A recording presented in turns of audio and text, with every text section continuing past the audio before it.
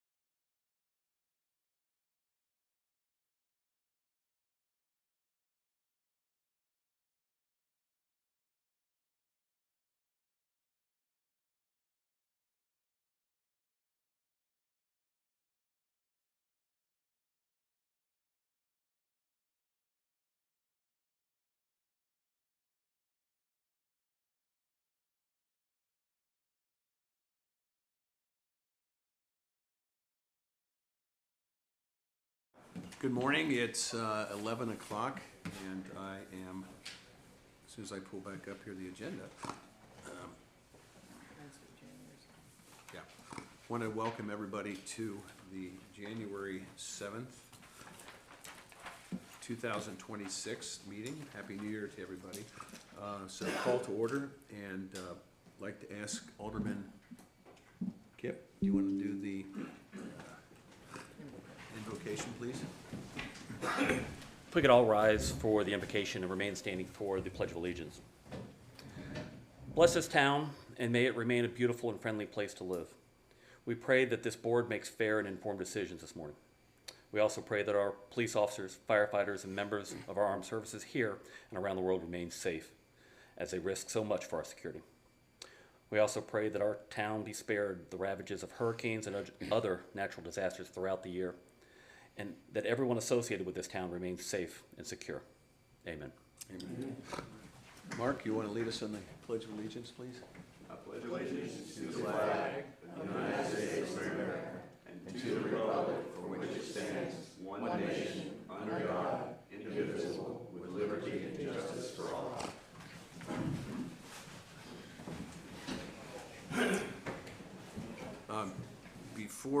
Before we start, remind everybody to please silence your phones if you have them, including me, just to make sure.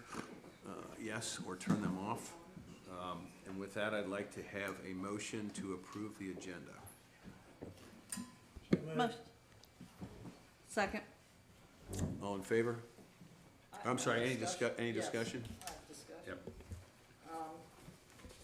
So I would like to pull from the consent agenda, item E, and move it down to after item E in continuing business, so that while we have representation here from our contractors, we can have that conversation. Also, I wanted to. Okay, before you leave that, so just for my notes, all you're doing is taking E Out of and put it down after we get the Becker-Morgan discussion. Correct. So the change order we can discuss with the conversation with Becker-Morgan. Right. So combine those two, so it comes out of consent and Correct. then moves down. And then the finance department, I have questions there, so however we can address Okay, those. I do as well. I mean, the consensus could be, we can leave that on the consent agenda, but Alice, if you're okay with that, have Wayne answer questions for us, rather than pulling it off the consent. And he's here, I believe. There he is. Is that okay? It's a consensus thing unless, all right, so that, as long as they're here, we can ask questions. Okay, Any other changes? yes. I'm sorry, go ahead. Under new business, Yep. I would like to pull the discussion of the e-bikes. Okay. Being deleted? No, I would like to pull it and put it back on the agenda for the March meeting. Okay. And which one was that? New A. business A. So it's gonna come off of this one and then you'll resubmit it for, Yeah, I'll be able to submit some information next month and we'll put it back on the agenda so for February, the March. February, okay. Oh, all right, So that way it gives me time to give Get it. information to Got the it. board and then all right. we could take action in Okay. March. Anything else? That's it. Just quick clerical things. I spoke to the clerk earlier on pages 1 and pages 3 of the packet for open forum, and they just need to be corrected from alderman singular to the plural. So it's throughout that document, the past minutes and these upcoming minutes. Can't hear them. Thank you. Wrong way. Okay, so How do do I hear a report that motion we to cannot hear accept them? those changes? I make a motion to accept. You think they're watching the? Now, there it is. I'll second. Okay. All in favor? Aye. Aye. We're getting feedback from someplace.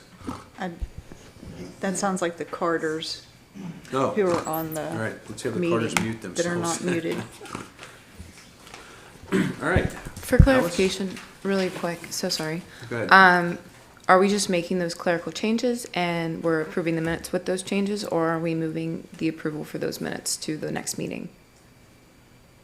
It's your call. What she's asking is, Whichever I mean- works easiest. I don't think we need to reinvent the wheel. It's just a changing of one letter in those Cool. words. All so right. do you want a motion to amend the minutes as suggested? Yes. Okay, so can I have a motion to amend them as suggested? I make a motion to make the changes to the minutes past and present And then have them accepted at this meeting. and have them accepted at this meeting. Do I hear Beautiful. a second? Second? All in favor? Aye. Beautiful. Thank you. Thank you, Alexis. Alice? Thank you, Mayor. Good morning, everyone. Happy New Year. I'll start off first with some staffing updates. Congratulations to our former chief, William Youngner, who recently retired. His last day with us with the town of North Topsail Beach was on December 31st. We thank him for his 7 years of service to the town of North Topsail Beach and his 48 years of service in the law enforcement field. We had a gathering before the holidays where he was presented with a plaque as well as some other mementos. It was great to see him and his family here. His wife, his granddaughter was here as well. So we wish him and his family the best in their next chapter in life. Captain Page, who is with us this morning, he has been appointed, pleased to present, as interim chief as of January 1st with chief's retirement. So thank you. Captain Page, if you want to stand up. Good morning. Thanks for having me. Proud to serve.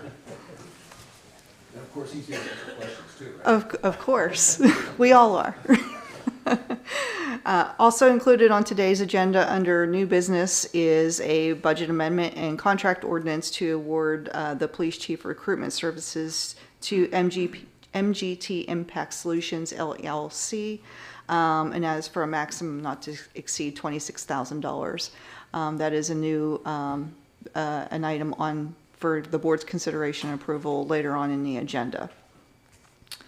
PTC number 8, potential tropical cyclone number 8 storm event. Work has resumed this week as scheduled. The project is expected to be completed within 3 months. A project update went out on Monday advising use of the Jeffries Beach access and the work plan. They started on the southern third of the project, which is south of the pier. Truck hauling of sand is expected to begin today and will last a few weeks before they move on. Similar to previous projects, a portion of the parking lot at the Jeffries access will be cordoned off during the work week.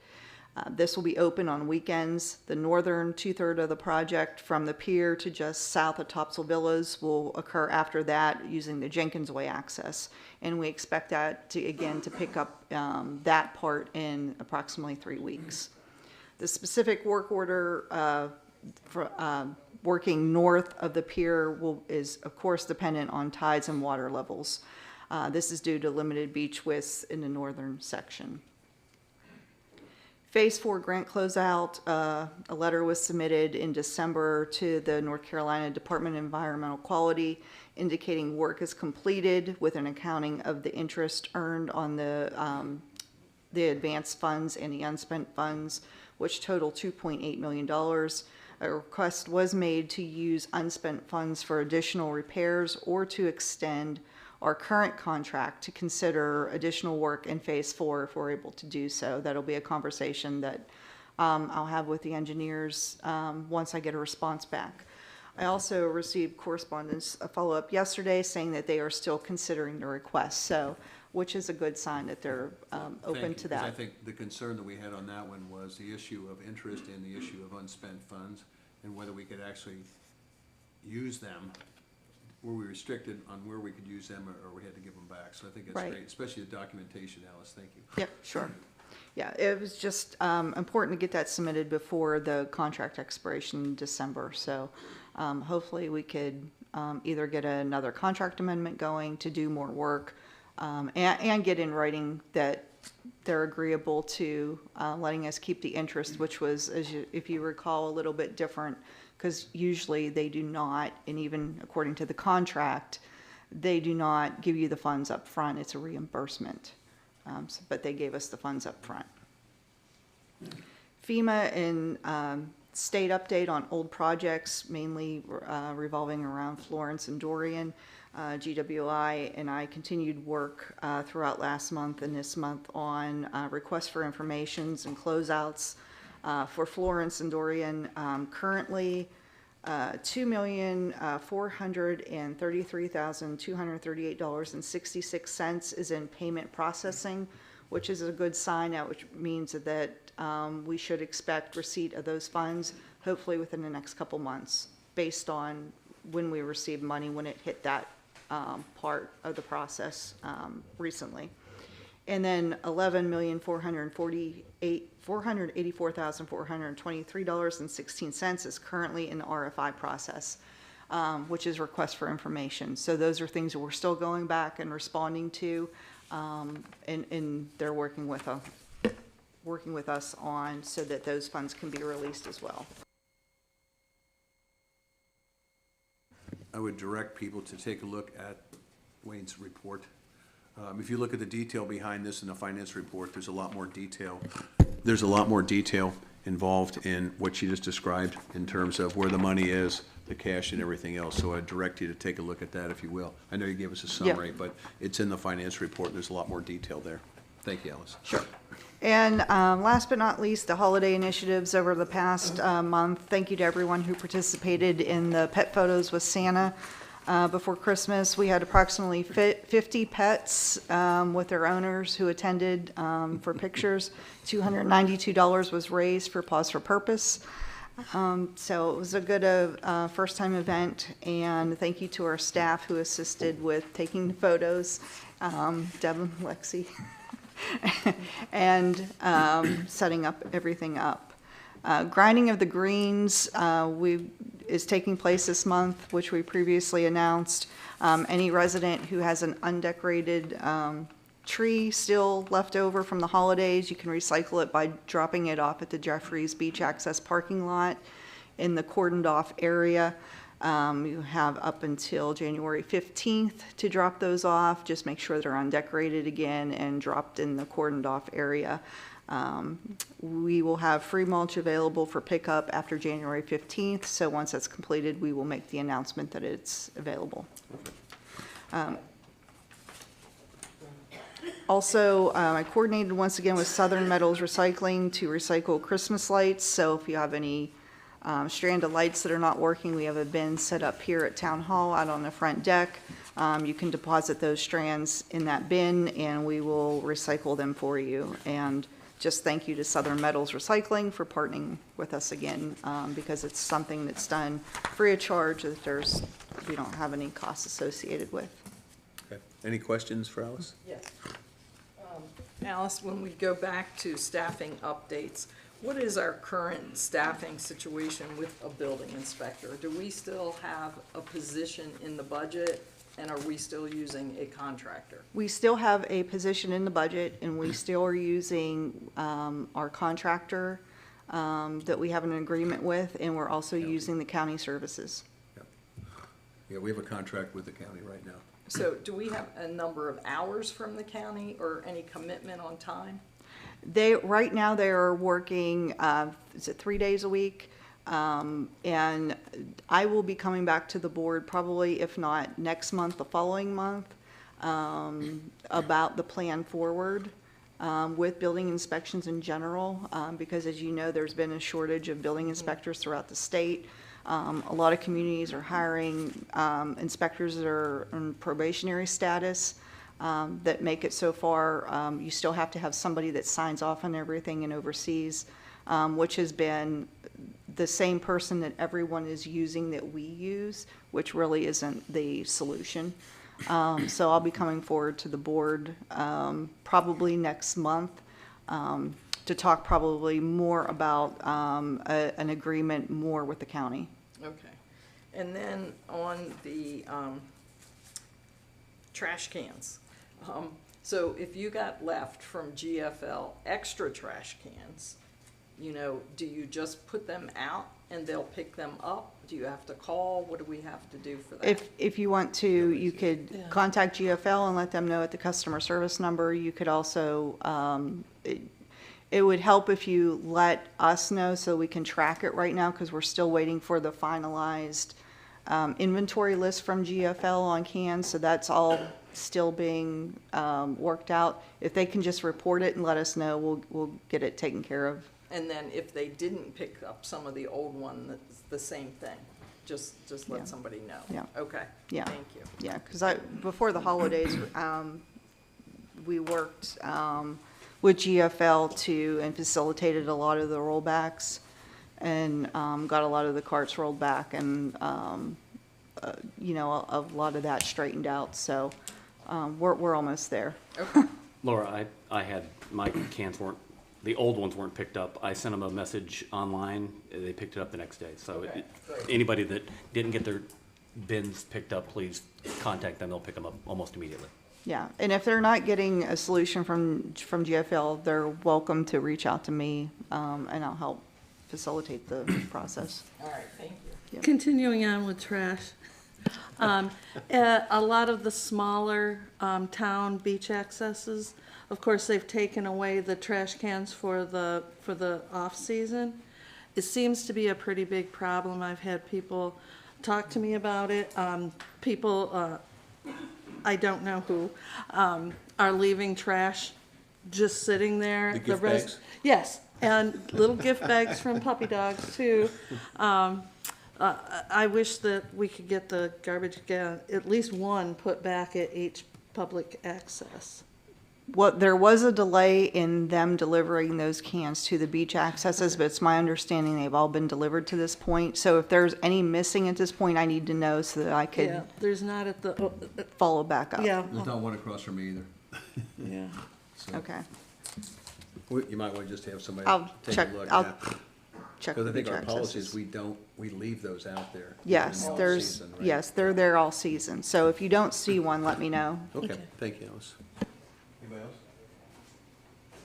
I would say the request, citizen request, I used that, and they were promptly addressed. So Yeah. I would encourage anybody that if you go online to the town website /request, you can fill out an online request, and it is handled by staff in a timely manner. Yeah.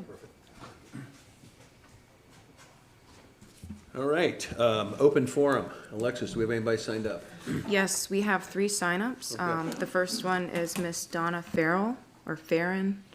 I can't tell if the pen gave out or not.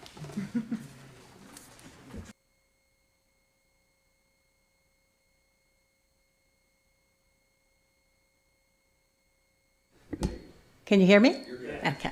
My name's Donna Ferrari. I live at 148 Seagull Lane, and I'd like to address the light ordinance or lack thereof. I am a fairly early riser, and at like 4 in the morning, the lights that are illuminating from the street to other people's properties, you know, seems to be obsessive as opposed to their own properties where the light would have a motion sensor in order to, you know, determine if there is something going on in their neighborhood or their household. But they're currently directed across the street, and we're not talking about street lights, we're talking about building lights as opposed to a sensor. I want to know what can be done about this, because it's almost actually going into people's houses, almost like you'd be concerned that they had a peeping Tom.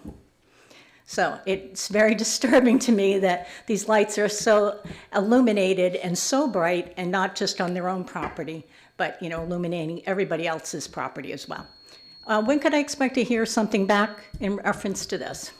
Well, I was gonna say, Alice, I think you can look into it to find out. We do have a lighting ordinance. Okay. Okay, and so I don't know the particulars, but we're actually, you'll see it later on the agenda. Okay. I'm coming up with what I call bucket list or a punch list. Okay. Of stuff, so that when you bring stuff up, we can make a list of things and then get back to people in terms of when they're resolved or not resolved, either way. Okay. Thank you. Okay. Well, thank you very much.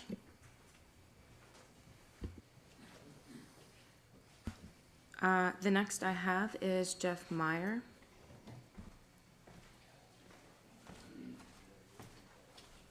Good morning, Happy New Year, and welcome new board members. I'd like to know the status of the ongoing question on access through North Topsail Beach. I know there's been some lawsuits and/or discussion, so I'd like to know what the town's status is on that and what the town's stance is on that issue. Did you explain that on the Okay, just one. What? I'm sorry, I didn't understand the Well, question. there's a question on allowing the public to cut through the reef. Okay, that's From- the question. That's the question, Okay. and I'd like to know what the status is, that the board's aware of, and what the board's opinion on that issue is. That's all I got. Next up, we have Joe Summers.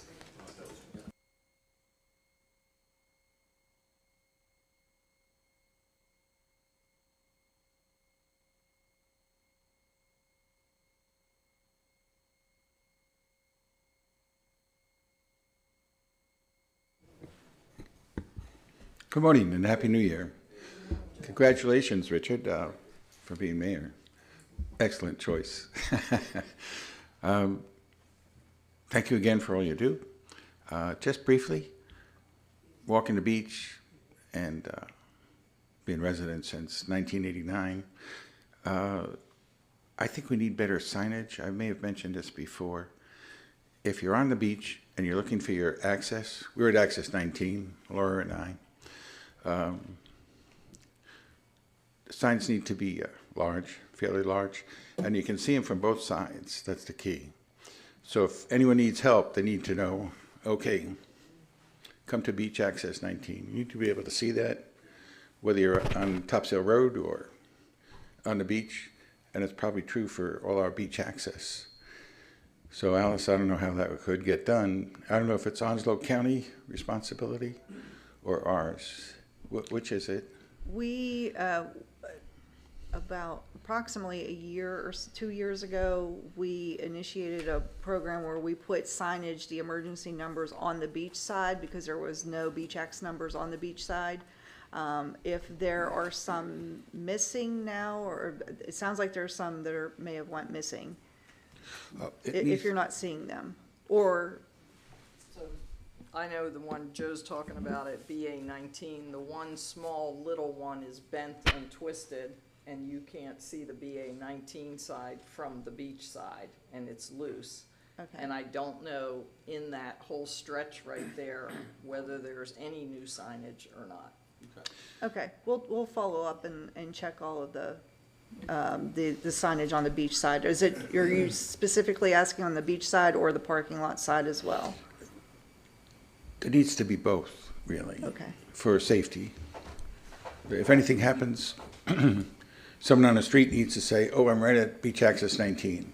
And they look up and there's nothing from the street side. Or if someone's drowning and they look over, there needs to be a sign as big as this. It says 44, 43, 42. No, it just has to be a sign that says beach access 19.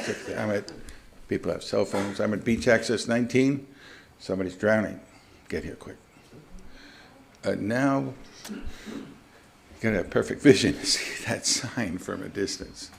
Really perfect vision. Could you give us your name and address? Oh, I'm sorry. Oh, I have it. Oh, you got it? Okay. Never mind, she's got it. They call me Joe Summers, but I'm a man for all seasons. I did that. A man for all seasons. That was St. Thomas More. Just a little thing. Right next to Laura, 26 Bermuda Landing Place. Thank you. Thank you, sir. Yeah. Thank you Alex, again. It's probably the time, off-season now is probably a great time for your We'll- team to go out there and take. I we'll know you- follow up. Okay, so we'll put that on the list too. Thanks, Joe.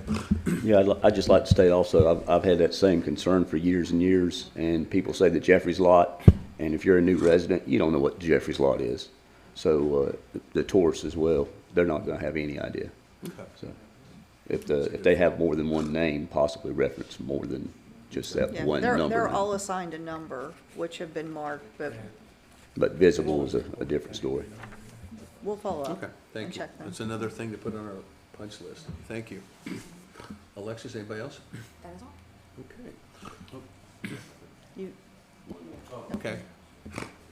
Sorry, I didn't get here in time to sign up.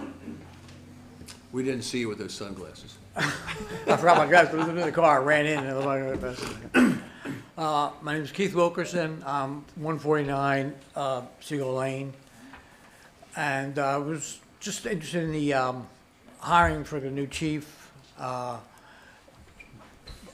a taxpayer here like everybody else, and we're all trying to watch our dollars, and I'm not sure why we're spending money to go to an outside agency.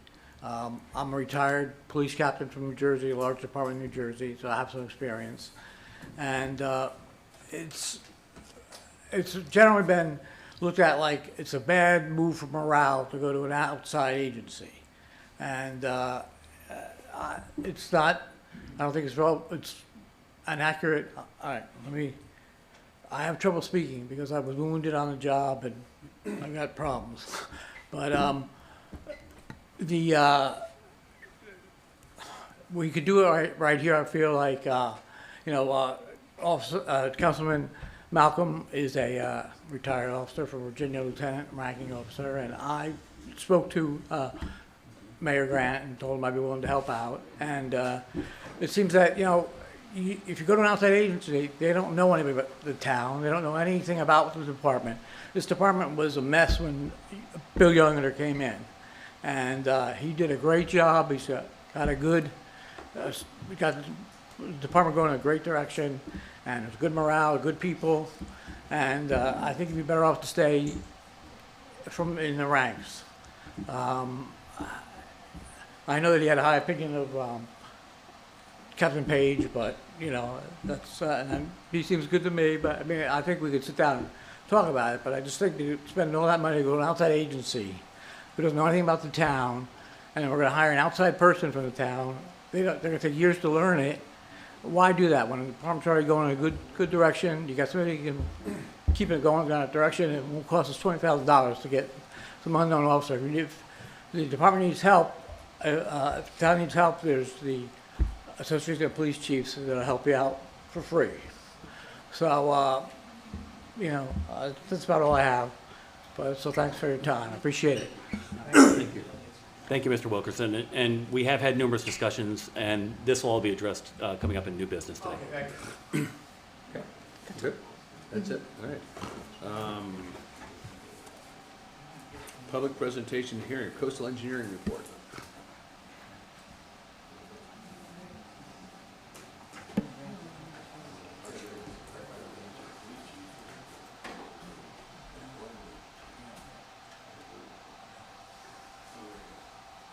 Hello, let me turn off that blurring. Can everyone hear me? Yes, sir. Okay, great. I'm Fran Webb, coastal engineer for one of the coastal engineers for the town of North Topsail Beach, and we'll just kind of go over the coastal project summary. I'll share my screen.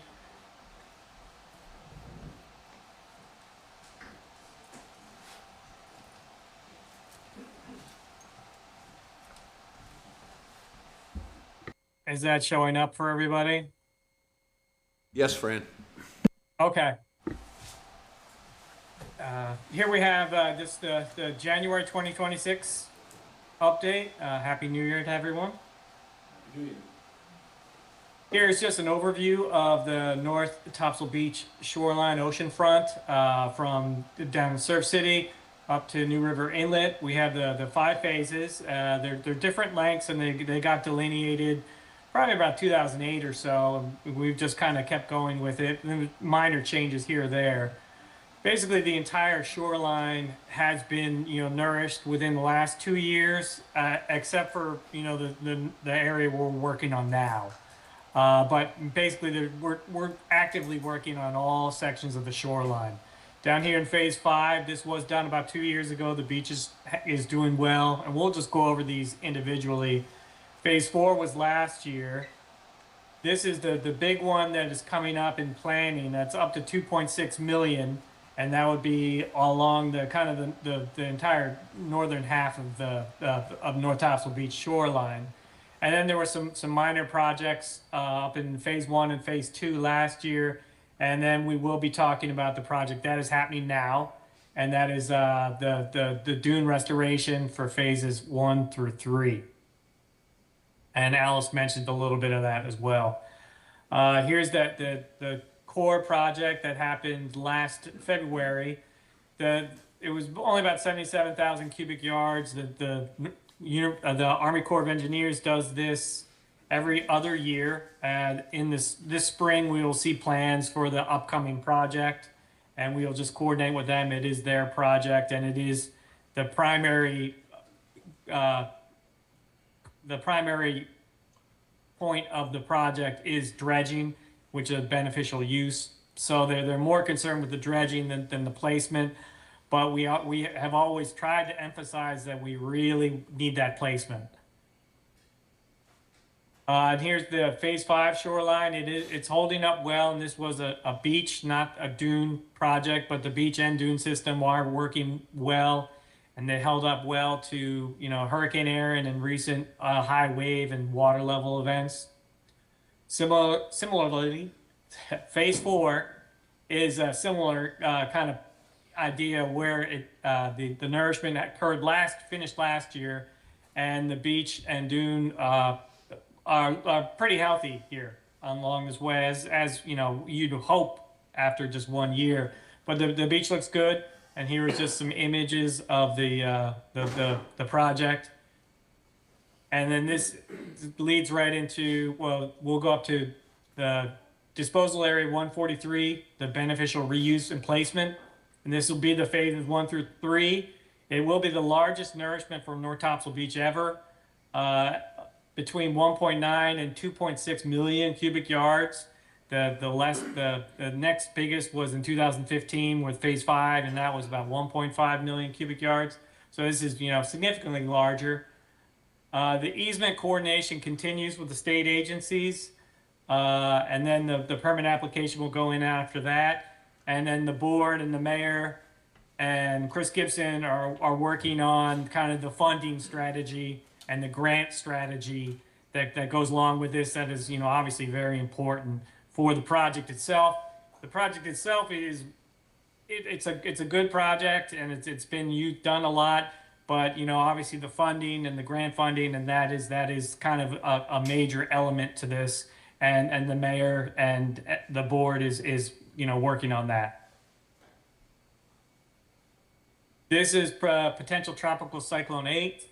This is it continues to be processed. We have no control over FEMA timelines.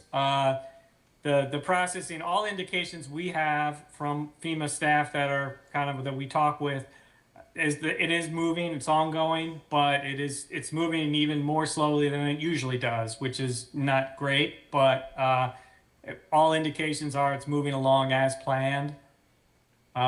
This was the critical dune restoration last spring, and this was just those areas where there was really little to no dune. The dune has had the sand, even without dune vegetation, the dune has held up. Over the last the fall when we did have those high wave and water level events, which is good.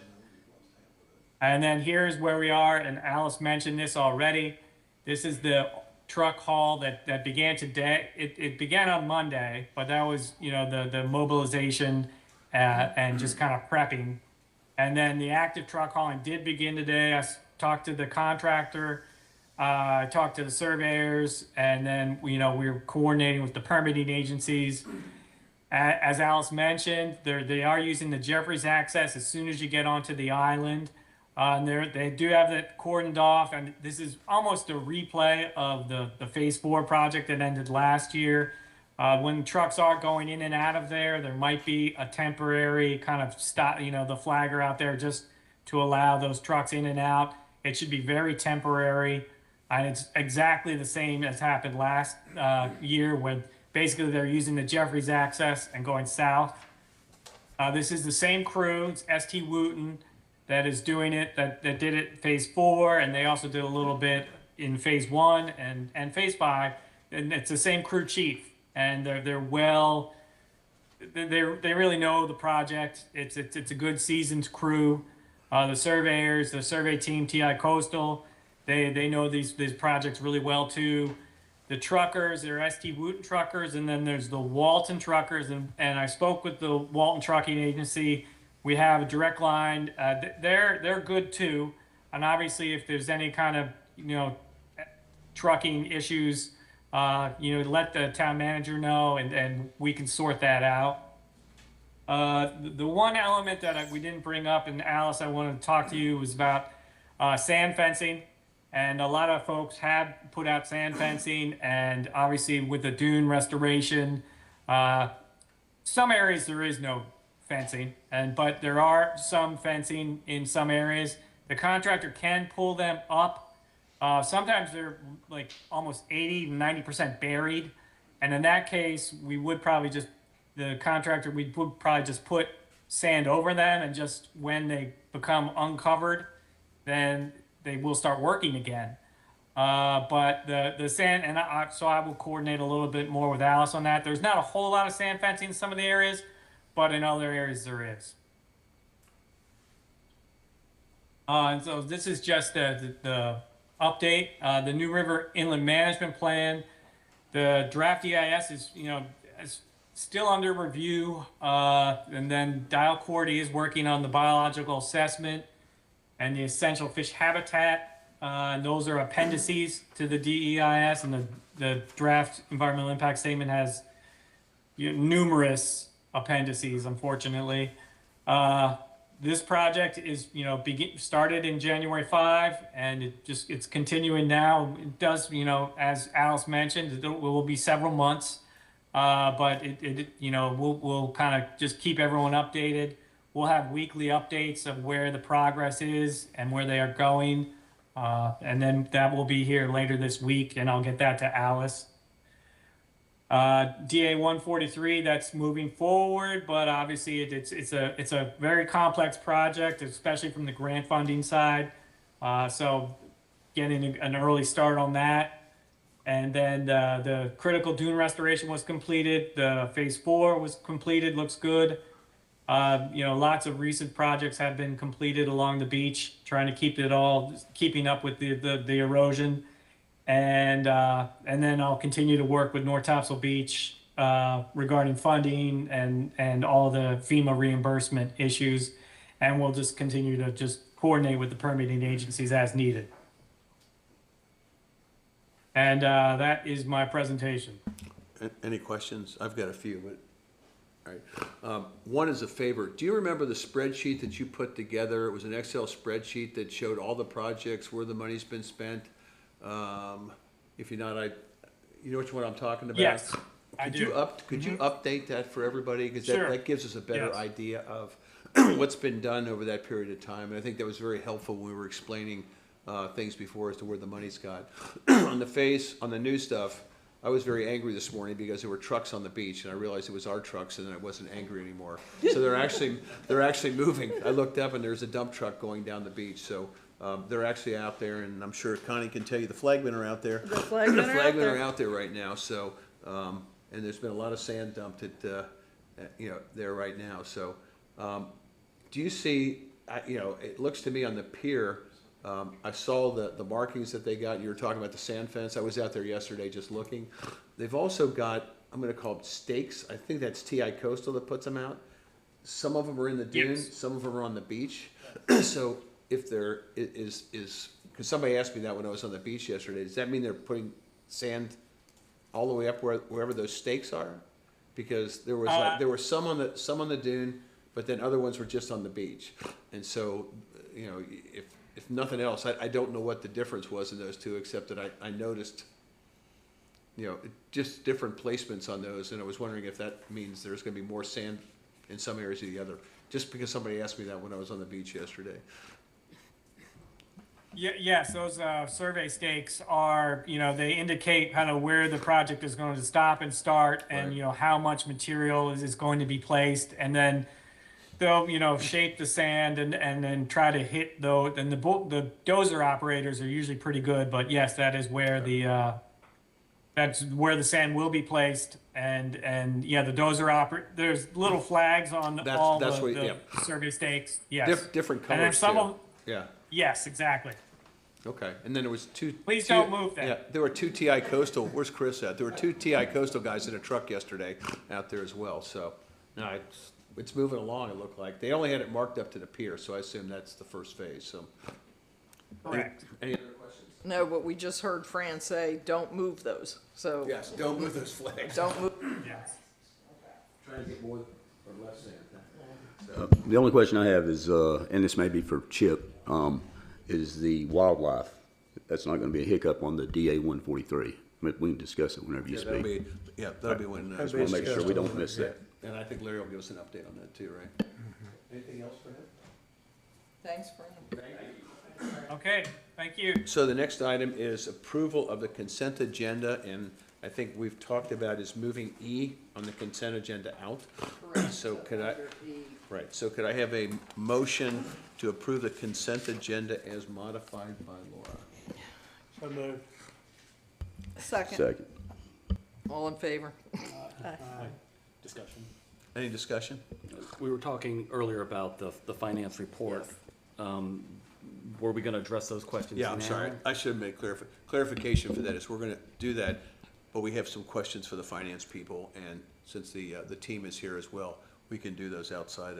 It was just to get that information out there, but I have questions, and I know Laura does, and other people as well, so. I do have one request. Staff had informed the manager and myself that the hazard mitigation plan to appoint a town representative, that application had been withdrawn by the applicant. So that would need to be removed from the consent agenda under the planning department report. The resolution. Yeah. Okay. So remove that from it's not specifically sent out in B, but you're saying it's not gonna be part of the program. Yeah. We won't be executing that. Won't be anything. Okay.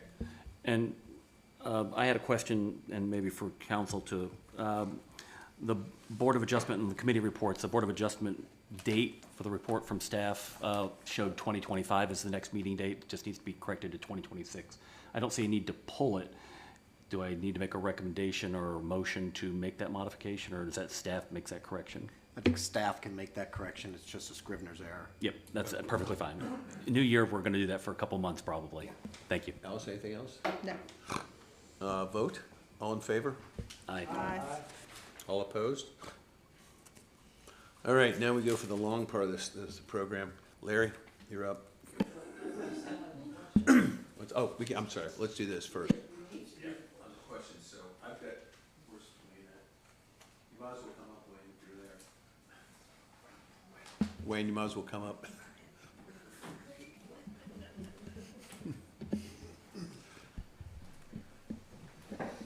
So I already gave you a heads up on what my questions were gonna be, so, my question is, when I'm looking at your finance report, right now, we're doing pretty well versus budget, revenue and everything else. Right. Do you see any glitches in terms of meeting, like, do you see anything we need to adjust going forward? Or do you think, I talked to the finance guy for the county, they feel pretty good about sales tax. They feel pretty good about that. You know, what's your view on where we are?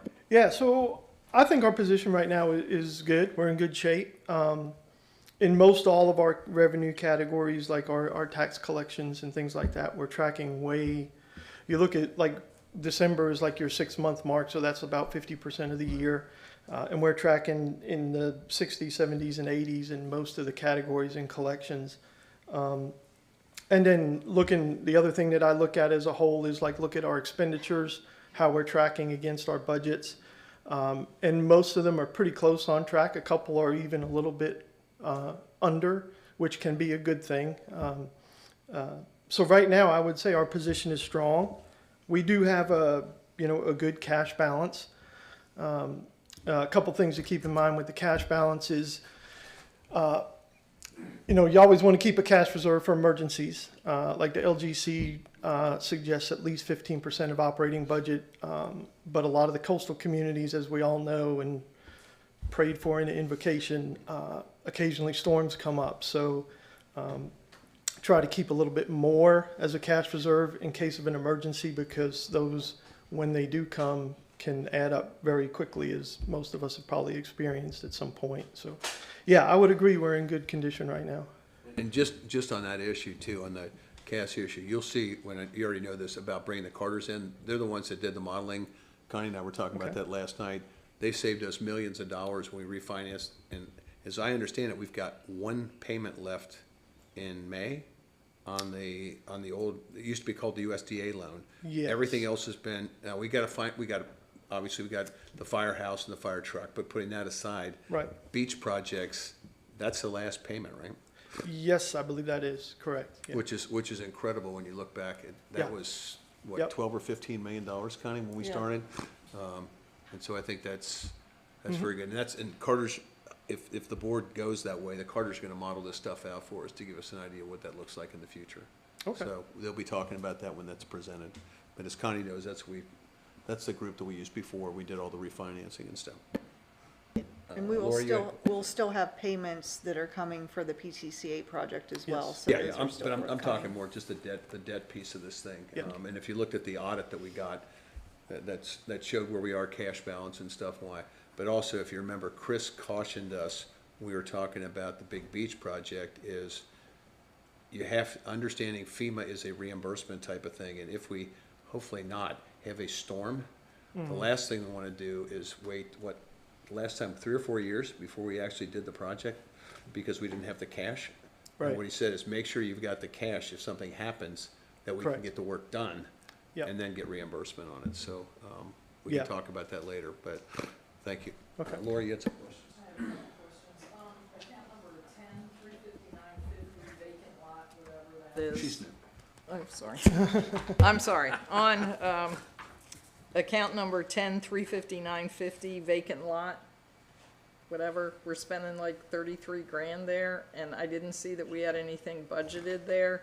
Is that something that we need to budget, now look forward to budgeting, and what are we spending that money on? I'll speak to that, because that Okay. was addressed during the budget time, Okay.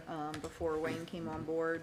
And we removed that vacant lot fee from the fee schedule, so we're no longer collecting that. Okay. Because there was no clear, the board I did not, that was staff's recommendation, because we were not comfortable with charging that fee, when I never really, since I've been here, never been really given any clear answer as to what the purpose and intent was when that was passed. So we have a year-to-date. So we removed that from the fee schedule, so we're not collecting it. Okay, so what are we doing with those funds then? I can address you're seeing a balance there? Yes. Yes. On year-to-date? That's unspent money. Yeah, and that also was an accounting error from several months back that Deborah and I with GWI, excuse me, found yesterday. So that is being corrected. It didn't show up at the time of the report because we did the accounting correction yesterday. That was actually accommodation tax collections that were input into the wrong category. So do we need a budget amendment to move that back to the general fund, or? No, it wouldn't be a budget amendment. What I did is, the way we handled that, it was actually a deposit transaction. So I void the original transaction and then put a new transaction in allocating the funds to the proper categories. So Okay. that 30303 was an accounting error from about 4 or 5 months ago. Okay, so we're correcting that. We corrected it yesterday. Okay, and then I noticed that we voided a bunch of checks on the run. Can you explain what happened there? My fault. I'll take the blame on that. It basically was a printing situation. I used a different printer Okay, and it printed in reverse instead of number order. So the check numbers did not match up. And the only way to correct that was to void them and reprint them. okay, so so it- all those vendors have been paid though? Because we had a Yes, significant yes. check there Yeah. to a contractor, and so that was paid. in a Yes, they time- were. on It a was, timely it was basis? voided and then new checks were printed immediately within a few minutes. Okay, So, Excellent. all right, thank you. Laura, anything else? Anybody else? Quick question, because I am the new guy. On page 39 of our packet, which is 13 of the budget versus actual, Fund 31, that investment income, and I think it was explained last month, but I just want to clarify, the 496% difference in the investment income, is that FEMA state reimbursement, or is that an accounting cleanup that we discussed last month? a large part of why we're tracking so far ahead in the investment in Fund 31, if you look on page 3 of the summary report, It says, it's under the capital project, Yeah. beach maintenance thing. If you look at the highlighted section right there. yeah, item number C, and there's a note to Fund 31. A large part of that comes from the project with DEQ that we spoke about earlier. Phase 4. Yeah. Yeah. And I know you're new to this. What happened on that one was, before you got involved, what we were showing on budget purposes, that we were way over budget in terms of interest income that we were getting. And it looked like it was this year, and it wasn't. Right. And so if you look at this schedule, you'll see that the interest occurred during those period of time. So it's by year, because as Alice pointed out, even though their contract didn't provide for it, the state sent us the money up front. Okay, I So just we wanted to make sure collect- that was the same That's thing. all, yeah, it's the same Yeah. issue. But- And then what Alice just clarified is she's reached out to them to find out two Right. things. Unused and whether we can use, whether the interest is still ours. Right. She wants, if we talked about it, we want to make sure it's documented before we do anything with that money. Yes. Okay? Whether we can use it there or other places, and she's working to document that. Yep. So we have the cash. The anomaly in this thing is, because they made the nice error in our favor by sending us the money early, instead of us having, to have to pay it ourselves, we Yeah. actually got the money early, got interest on the money, and that's also a reason that there's that there is overpayment, because the project ended up costing less. But if it had been a reimbursement project, we would have only submitted, so there wouldn't have been an overpayment. Right. So we're correcting, the error that was done in our favor by sending us the money Yeah. is reflected in the schedules that he's got. Is that a fair way to put it? Yeah, generally. That's one of my favorite issues, Yeah, by the way, you know. the funding from the environmental quality or a lot of the state, it's gonna be cost reimbursable, and for whatever reason, they send it up front. So yeah, exactly what you just outlined. Right, and what Alice had done before was to make sure that we were segregating those funds so that we understood that, because you did a lot of documentation to make sure that they weren't asking for it back, that it was okay for us to get it. I remember you had a lot of stuff in writing, making sure that that we could hold on to the cash. Right. Because there was a concern back then that they would ask for it back.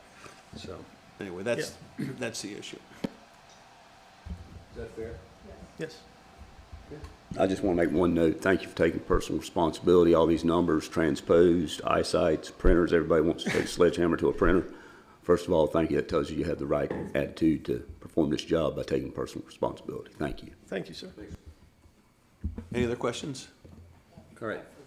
Yep. Thank you. Thank you. And Laura, you wanted to ask, you had other questions? Yeah, I have a question on the permits issued list, and is that from inspections or planning? That report should be She's asking who generates the report. There should be one for building inspections and then a separate one. If it says P and Z, P and Z is planning and zoning. Okay, so the P and Z one. Sorry, my question is on the P and Z permits issued list. On that one, we've got the issue date. I'm wondering if in this report structure, we could have when they submitted. The application date? Yes, ma'am. So you I'll can send track you it. that request. Okay, so, and if going forward on any of these kinds of reports, and I don't know, under the new portal, I imagine it's capturing the submission date, so that on any of the reports we can produce, we ought to be able to reflect the submission date, and then dates in interim, if there has to be corrections or, you know, the progress, those dates, and then the actual approval date. It's almost like a Gantt chart type Right. of thing, right? Yeah. So, I can make that request to Citizen Circle for them to generate that. Okay, thank you. You're just looking to track the things as they occur, right? Right, if we get questions or, you know, timing is a big deal. So that's, it helps us address the timing questions. It may address the timing questions, but it's not going to give you.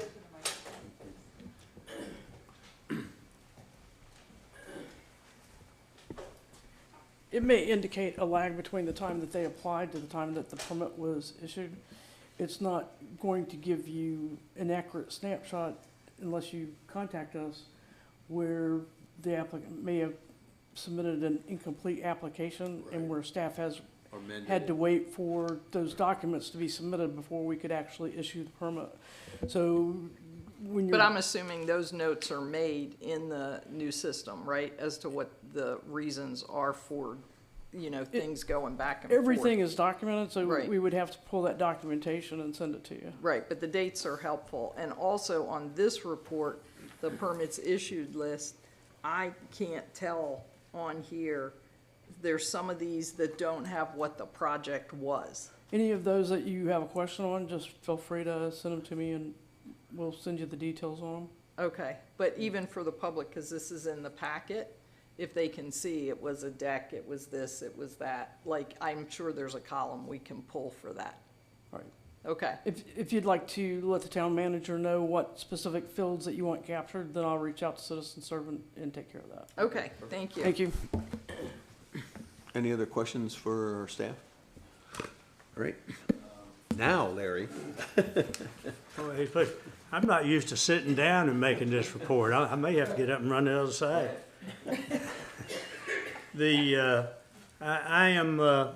I'm going to be making the report from our Monday, December the 15th,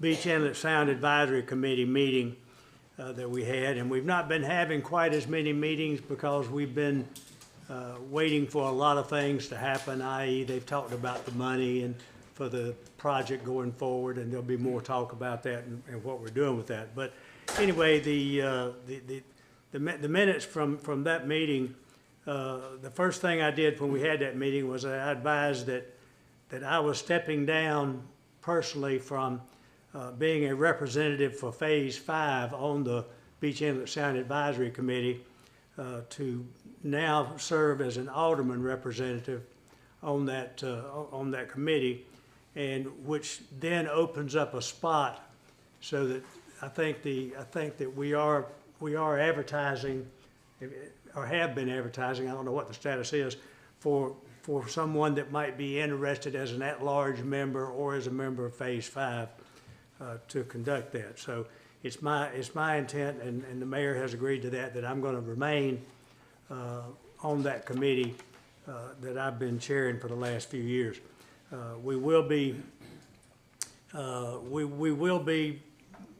February of 20 or 21, I forget which. When this was formed, Mike was normally he started the committee and he was the chairman for that first year. I took over the second year, and I've been chairman of that committee for the last 2.5 years full time. So in February is when we vote for positions. So in February, our February meeting of this year, we will be voting for a chairman for that committee for the balance of this year. And so that's where we are with that. Manager Darian, she made the report that gets made to the board pretty much. There might have been some difference because of the timing of when the meeting was, but she made her report regarding the beach projects and the turtle season and all the things that were going to be taking place. She reported that the beach access 43 at Marina Way had been completed, and I think they've talked some about that, and talked about the access 46 across from Oyster Lane has repairs underway. I don't know if they've been finished or not, but anyway, this was back in the middle of December. And she reported that the town is continuing to work with TI Coastal for phases 1 through 3 for the beach renourishment project, which is what everybody's talking about. I mean, that's our main goal right now with BISAC is to move towards getting that project started and completed. We also had a report from Chris Gibson of TI Coastal Engineering. It was a very similar presentation that was made before the Board of Aldermen in November or December, I forget which, but had not been presented to our committee. And so our committee members had not been, plus there'd been some new things happen, and we discussed some new things that took place at that, and that we've, and one thing that, we're talking about dune planning and renourishment and various things. We just talked about a lot of detailed stuff that was happening there, and a little later in this meeting, we'll be talking a little bit more about that specific project and some of the things that we're definitely doing. So there's no sense in me telling you what that meeting report was about when we're going to talk about it right here in just a few minutes. But we did have we are negotiating some through the wildlife department, and there's other avenues and all that we're looking at in order to get our permitting moving forward for that project. And he identified that to our committee, and we will talk about that a little bit later in this meeting. So, and he acknowledged that that the town's portion of the cost for the shallow draft inlet fund of 33 to 35 million would be somewhere around 12 to 13 million dollars. But we'll again talk about that some in just a few minutes. From that pretty much ended that meeting. I did want to say one thing to the folks attending the meeting and those that might be looking online at the meeting.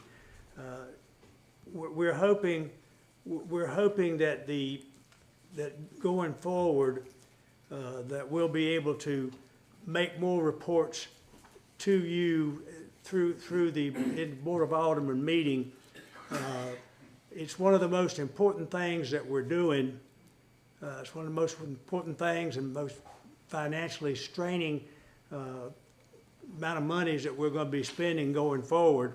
And so, and everybody seems interested in it, and I've had some reason to believe that some people are feeling like they were not getting enough information about it. And that might have been true if you were not watching or attending the BISAC committee, because it did not seem to be as in-depth sometimes with the Board of Aldermen, and not blaming this, just saying that seems. So I found that some of the questions and things that we've been getting indicate that you were not as aware of some things as you ought to be for it to be such a major project. So we have discussed, and we're going to make sure that we try to correct that going forward in the future. We'll read one last thing that makes me know that this is the case. I had after our BISAC meeting, I had an email that said, "Excellent meeting, thank you."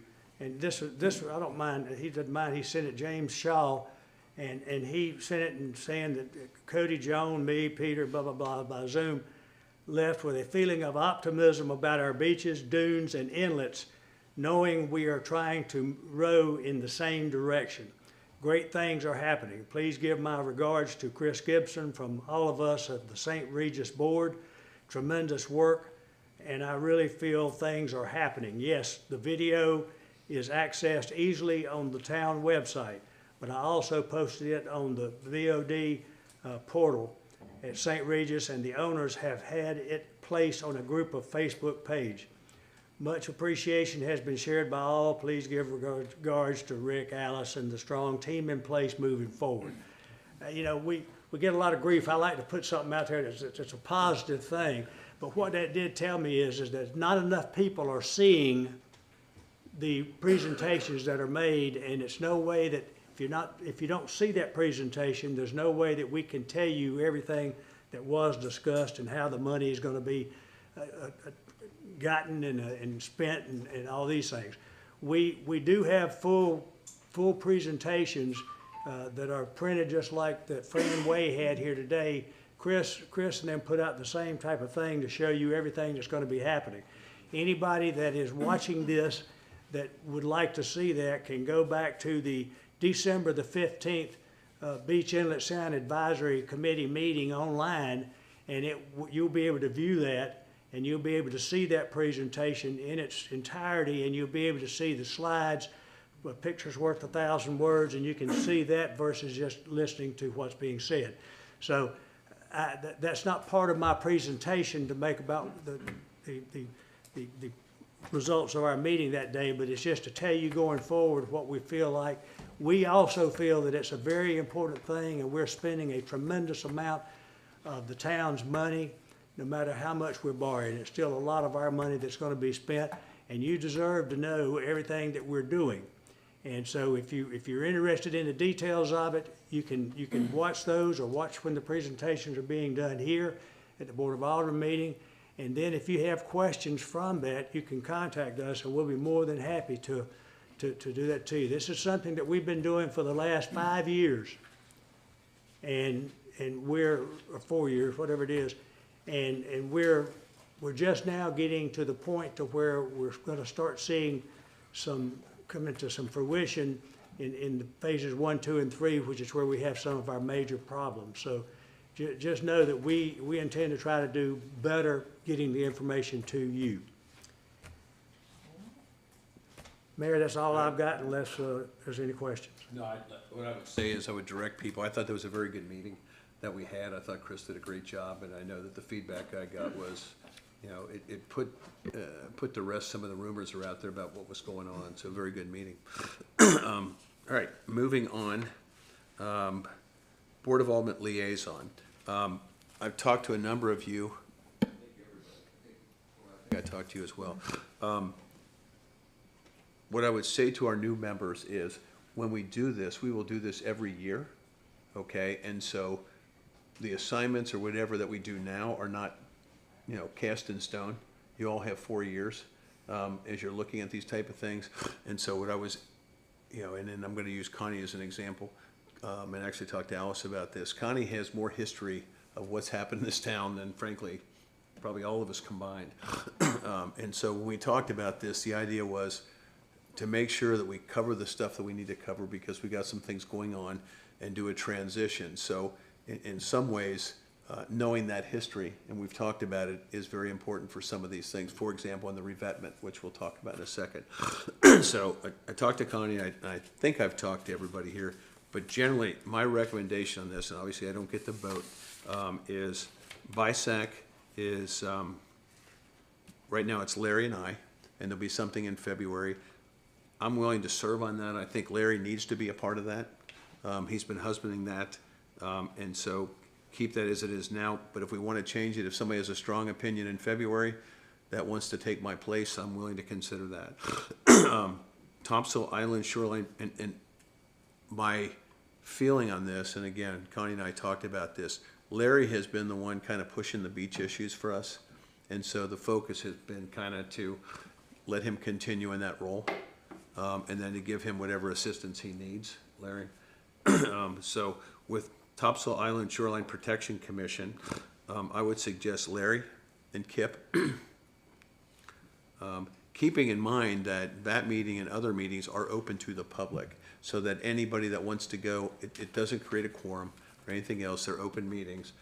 I went to one, Larry, I went to the last one, because I'd never been to one. Alice attends all of them. They're interesting, but again, it's, you know, you gotta make, the other thing is, if you do these assignments, make the commitment that you will go to the meetings and things like that. For example, I go to the county meetings twice a month, and 90% of them have nothing to do with us.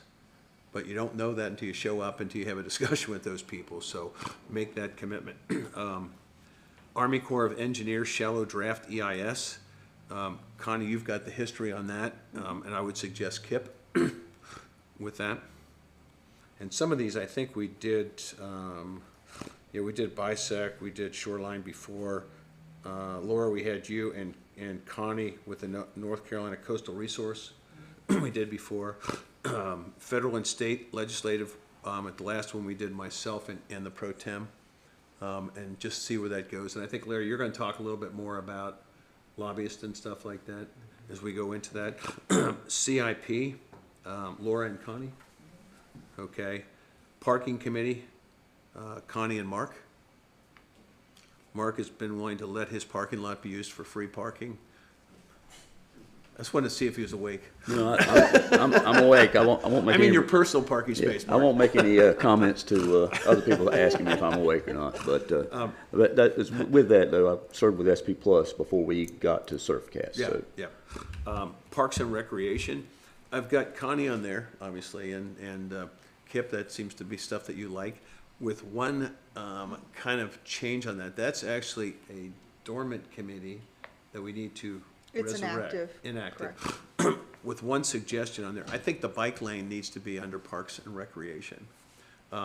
Because I think that is part of what we're talking about going on and everything else. And it's also a committee where we can have non-elected people serve on that committee, correct, Alice?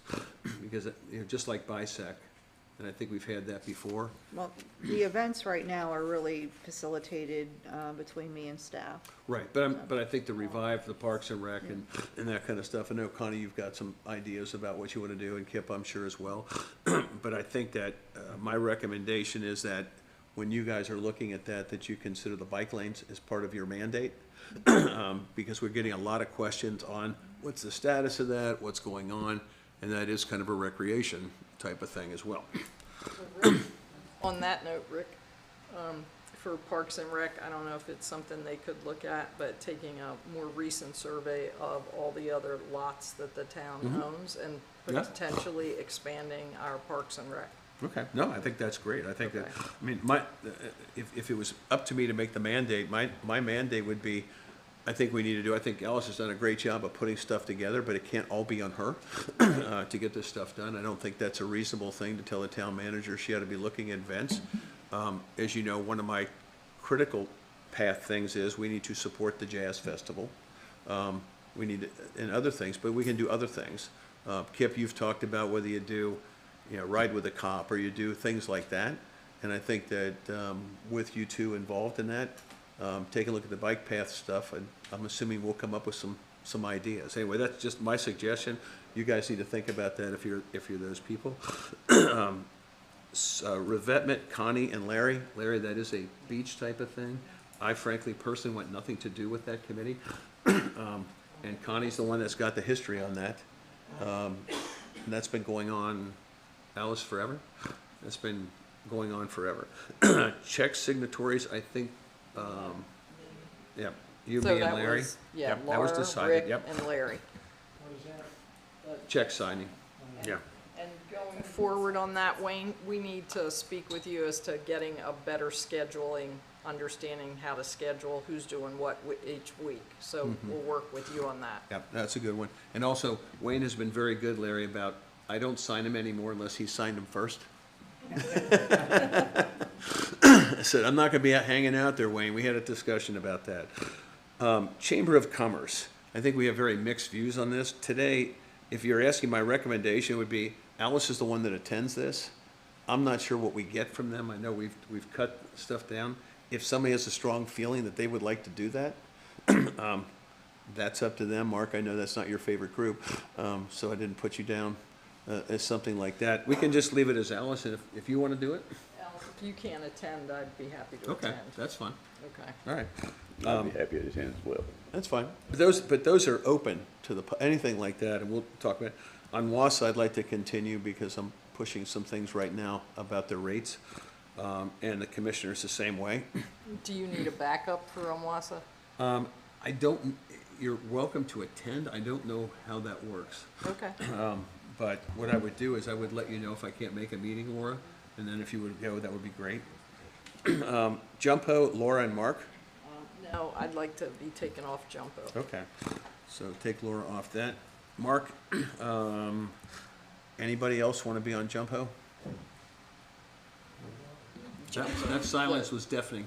No, I mean, obviously with my background, and I Right. can give it a whirl. Okay. All right, thank you, Kip. Camp Lejeune, Laura, I think you ought to continue on that. And a heads up to everybody, everybody here is going to get invitations to things over there, which you are welcome to go to. She has been very good at going to those things. And so I think that it's open to everybody. I would suggest we just leave it as Laura, understanding that, you know, if you've got an issue, let people know. But more than that is, everybody's invited to everything anyway, right? Yeah, but the one thing the aldermen need to know is it's easier, once you get a base ID, which I Yeah, have. good So if point. you want to attend events there, you have to go through that process of getting the ID to get on and off base regularly. And that works better if you want to go to those events. So I am going to an event there tomorrow night for New Year's.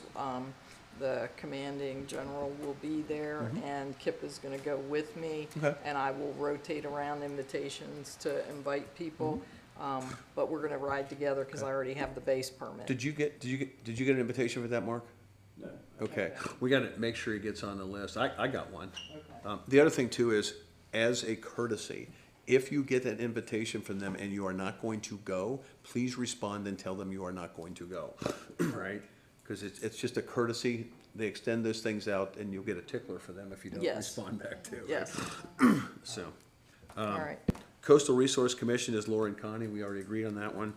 The Greater Topsail Community Alliance, I think, Alice, we talked about that. It just really doesn't exist anymore, so I don't think we need to handle that. That's my recommendation. I'd like a motion to approve that, or have a discussion. Why don't we make a motion to approve, and then we have a discussion? Is that fair? I make a motion to approve the board and liaison assignments as discussed. Okay. Do I hear a second? A second. Okay, discussion. So the only thing I would say for those of us that are now getting on committees we haven't been on or anything, or don't know, we need to know where we find the schedule of those meetings. And, you know, get people the full year schedule so that they can do some planning for those committees. Yes, so, now that once this is approved, I'll be able to send out everybody's schedules, that's no problem, I keep track of those anyways. I just needed to know first who was going to be where. Alexa, they sent me, Frankie sent me the schedule for Onwas. I mean, they publish it anyway, but as I get that stuff, I can send it to you. The county meetings are every Monday. Yes. Or twice a month. I'm in contact with their Yeah, clerk for and that. it's, you know, it's 11 and 6. And the fun part of those is it's usually Lisa, myself, and nobody else that attend them, so that's always good. We do have a presence at the county meetings, that's for sure. So for the meetings that we're all assigned to, and there's, you know, is there a way to add those to the calendar too, so people know when those meetings are taking place? When you say add them to the calendar, are you asking me to create calendar invites so No, that they're on yours? The online calendar that shows our meetings that you can search, can we put those meetings on there, or is that too many meetings on there? So I think what you're asking about would be utilizing Municode to add these other meetings. I think that's It's gonna get very the complicated. town It's gonna calendar. be Yeah, too Oh, many. it's gonna okay, be too many. So I think- not all of these are either here, and a lot of these are on an as-needed basis, so Right. they're Okay, so- not.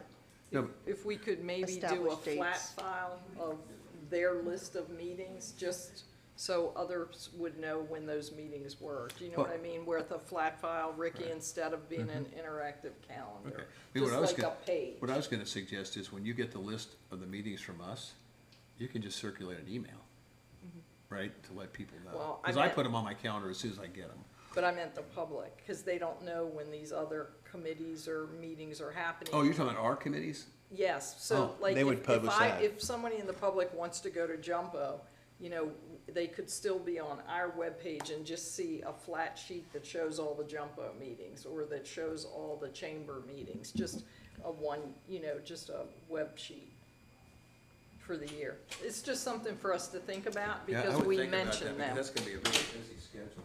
Yeah. Aren't even gonna know what those, how many people know what Jumbo is? I don't. So.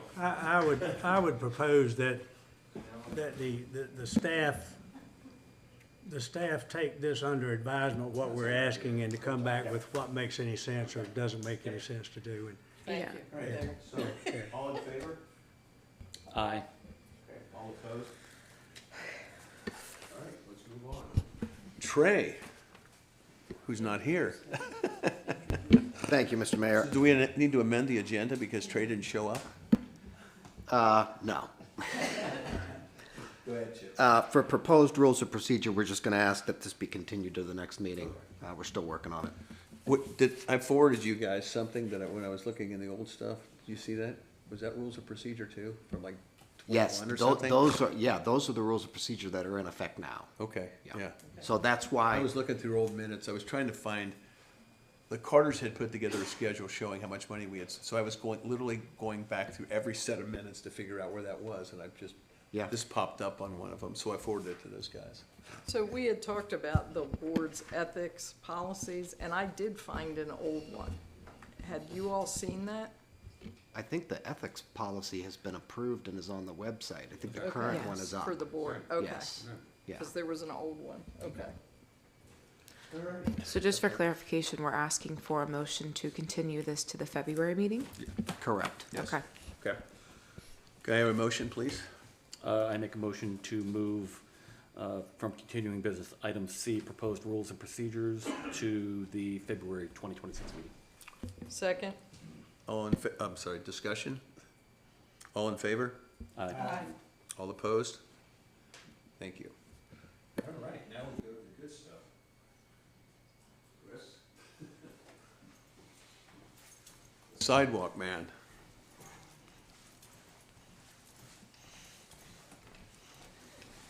Good morning, Mr. Mayor, ladies and gentlemen of the board. Discussing this month, trying to get an approval on the specific locations for the proposed crosswalks. The update on this is I've received response from my point of contact at the DOT, who has reviewed these locations and approved them. Approval not equating to approved encroachment agreements, but in terms of their review of the locations, vehicles per day, safety studies, things of that nature, they concur with the recommendations. There was one, not to get ahead of the locations, there was one that was not approved by the DOT that was submitted, and then it's right out here in front of Town Hall. That's the Island Drive, New River Inlet Road intersection. But if you'd like, I can walk you through the geographic locations of the ones that were approved for your review. And then my hope would be to get your approval to move forward, and I can submit encroachment That's fine, agreements. because I know I have some questions we talked about, so go ahead. Yes, sir. So the first location is the proposed crosswalk at the Surf City Campground. Essentially, somewhere within the vicinity of that property. It's not specifically geolocated to that exact spot on the roadway. But that is the approved, or the recommendation that was approved by DOT for the southernmost crosswalk in our town limit. Can we go to the next location, Ricky?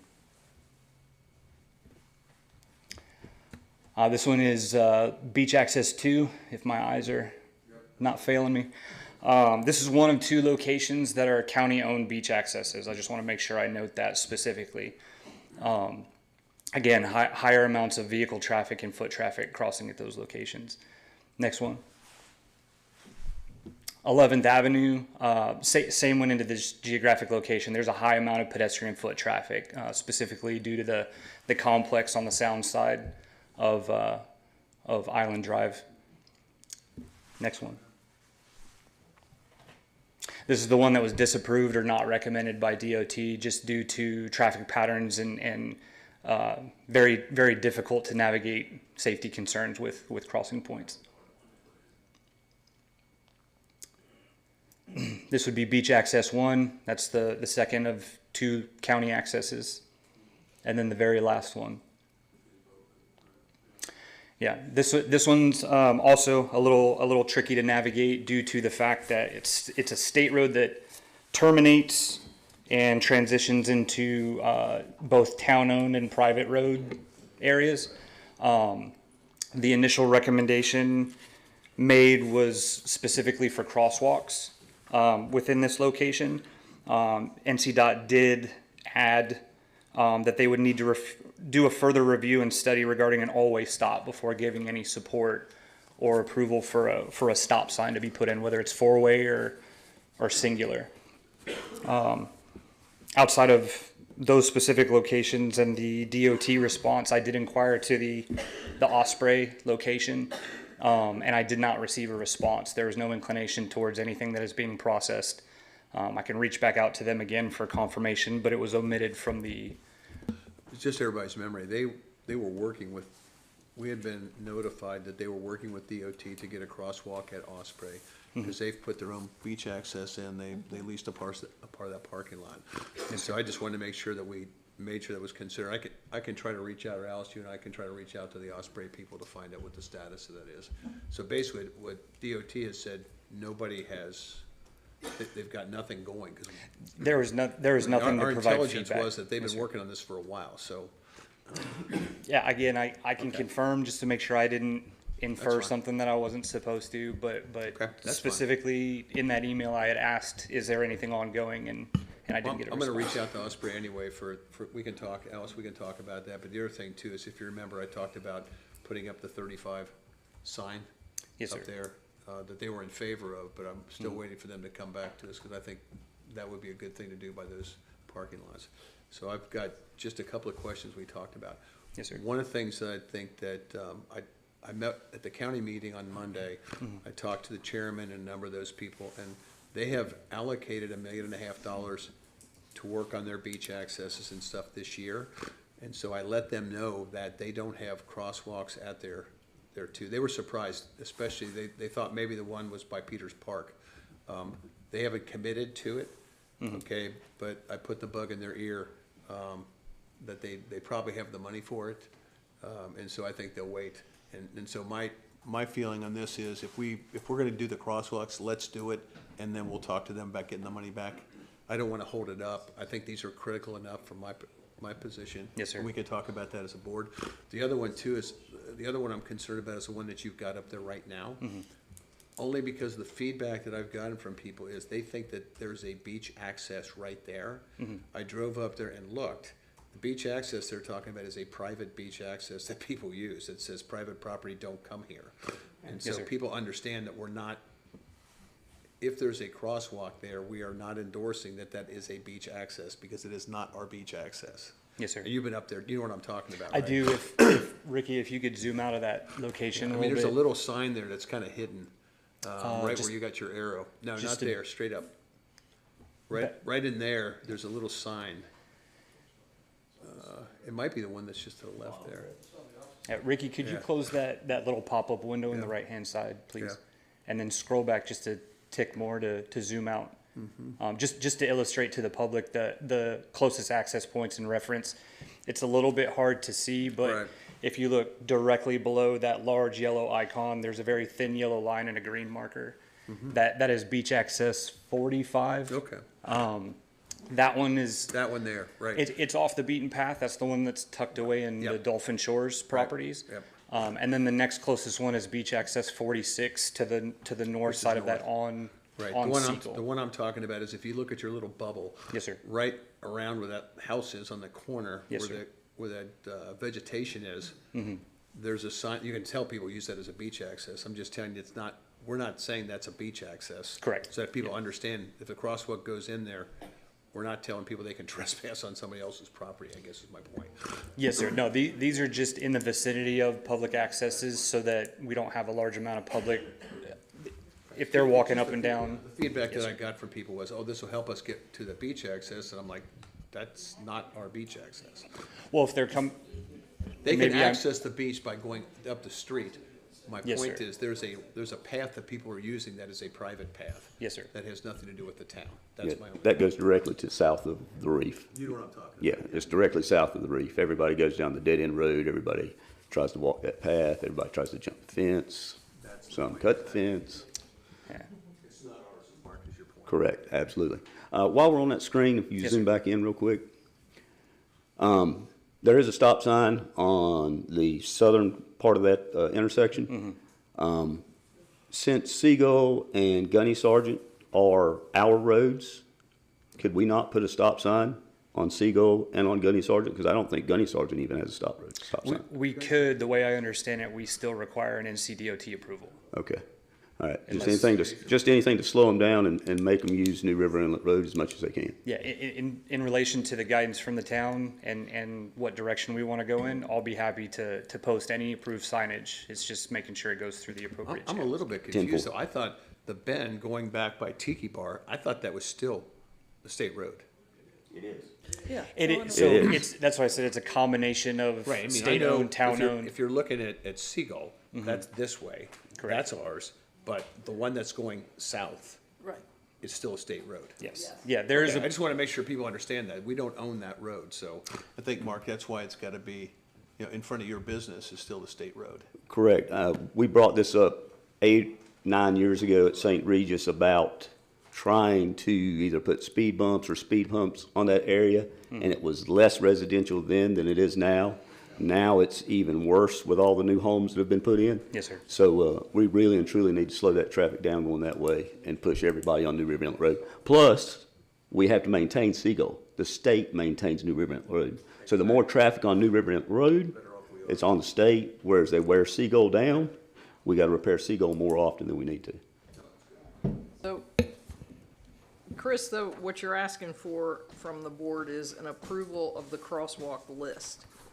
And that just lets you go forward with NCDOT on the encroachment agreements, correct? yes, ma'am. So, what I don't want everyone to think is if we approve the list, we're gonna get these like tomorrow. No, this is preliminary, just Okay. to make sure that whatever I was submitting to the DOT wasn't of my own interpretation. I wanted to make sure I had the right locations Okay. to where we didn't have And encroachment also, agreements. we to could follow use. up on your point too, the other thing to be careful about is, I'm not sure I'm in favor of doing Villa Capriani crosswalks at that cost for these. I'm assuming most of what we're looking at are going to be the painted ones. Because I think in terms of going to the county, if they decide they would want to put money in for something else, that's up to them. But we're talking, if you guys remember, these are big dollars if we go with the other Yes. one. So- Remember that? That was a lot of money. Yes, sir. So you want approval from the board you want approval from the board today of the list to go forward? On the locations, yes, ma'am. Is this the And what- last one on the what are- list? Is this the Yes. last one on the list? One other thing I'd like to ask, with all the other crosswalks, it's simply just one crosswalk from intercoastal side to the beach side. This crosswalk, are we looking at 4 crosswalks around there? Because when it rains, nobody's going to walk certain parts of that road. So again, I'll defer to the board, but Okay. I'm always gonna try and grasp at All right. at the most safest possible thing we can install, which to me is a 4-way Yep. crosswalk. But if it just needs to be a 1 or 2 direction, Okay. or north and south ends of the road. I just want to make sure that everybody knew we weren't looking at just one crosswalk on all 4 parts of that road. No, sir. Yeah, you need to give a recommendation on that too, because I don't know how that's gonna work with DOT on something like that. Well, that, so. I believe, if I understand them correctly, That's what that they want? they're gonna look back at that in terms of the 4-way stop or a stop I think sign that's Mark's point. option. Yep. Okay. So that'll impact No, he's it. just saying it's not just crossing the road there, that because of the intersection, it's gonna be more than one, so. Yeah. come back Yeah, with a you need to be able to recommendation. cross every section of that road safely, because Right. what happens is that south, west corner down there at the very bottom is nothing more than a pond when it gets Right. a little bit of rainfall. So just a process question. Can we do this by consent? Are we really, since basically he's still gotta go back and get this thing worked out, what exactly are we approving? Alice, what do you need? He needs approval of the list, so I make a motion that we approve the list for Chris to take forward. I second. Alice, is that what you need? Just to clarify, the list that we have that you're going to go forward with, the encroachment agreements are still going to come Yes. back to the board once we have them for approval. Just to clarify that. And what we're applying for, the application we're going forward is all thermoplastic painting, pavement types with signage, and not the Villa Capriani style, correct? So- At these particular locations. That's the hope. The issue, and it was part of the DOT's response for, as an administrative note, is basically they're saying flashers are going to be a requirement as per these locations. There's been standard development since the last time we did a crosswalk installation, where something more like Villa Capriani is the standard. So in terms of strictly signage and paint or striping, DOT's response is that they call them, I apologize. That's fine, but. RRFBs, That's rapid fine. reflecting But beacons. flashers could be a solar panel with a flashing light on top of it too, As, so. as long as they meet that minimum DOT requirement So for what flashers. is do we know the cost on that minimum requirement right now? So if whatever I'm using Villa Capriani as the reference point, that one, Yeah, 30 is Villa. yeah, Not dollars, right around there when it was 30,000. materials, labor, and installation, it was sitting right at about 30. So if we're looking at Villa Capriani type crossings at all of these areas, that's $30,000 per location. That's Plus, we're 150. assuming the maintenance going forward. Yes, ma'am. Well, just come back to us and tell us what the recommendation is. Right, because we wouldn't be improving anything today, we're just saying move forward with the list. And Right, I and if they think, come, to Mark's point, if they come back and say you have to put A, B, and C, and then come back to us to get that approved. and I just think we need to check with council, there was a motion on the floor, it was seconded, so I think we have to go with that before we move any further Okay. forward. Is that correct, sir? All in favor? Aye. Okay. Thank you.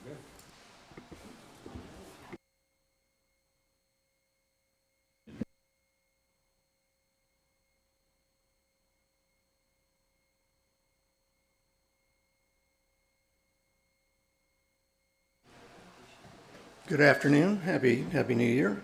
Appreciate the opportunity to come before you. My name is Ernie Olds. I'm a principal architect with Becker Morgan Group in Wilmington. We are architects and engineers. We've been enjoying working with the town on your fire station number 2. What I thought I would do today is kind of give everybody a briefing of what's transpired over the last several years. Several of you are new and maybe are not aware of these kind of things. And then we can get into more detail about the specific project. This goes back actually to a feasibility study we did. This may even predated Alice in 2021. We actually sort of figured out that, yeah, you could put a fire station on what was a very small site, a very low site. If you recall, the old station was a metal building, rusting. I think the elevation of the slab might have been +6. I mean, you could see the water right from from standing on the slab. It was no question it was needed. That was an easy feasibility study.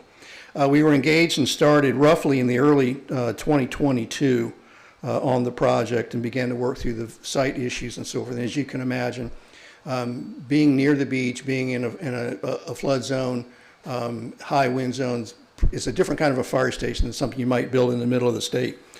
So we went through the design process. In 2022, had some modifications to the floodplain that were required, dealt with Deb on that in October of that year, completed and got our variance on the floodplain issue early 23. We got to the point we call construction documents, and this is a mini version, but it's 110 sheets here that represent all the organizations that we hire to help do the project. It's civil engineering, which means site, it's structural engineering, which keeps the building from blowing away, the architects, which wrap it and keep the water out, mechanical, obviously for air conditioning and plumbing, electrical for lighting, we had ventilation for fire trucks, so on and so forth. A lot of people involved in this. Takes a lot of time to put this together, and this is what is really the bid set and what the construction job was built upon.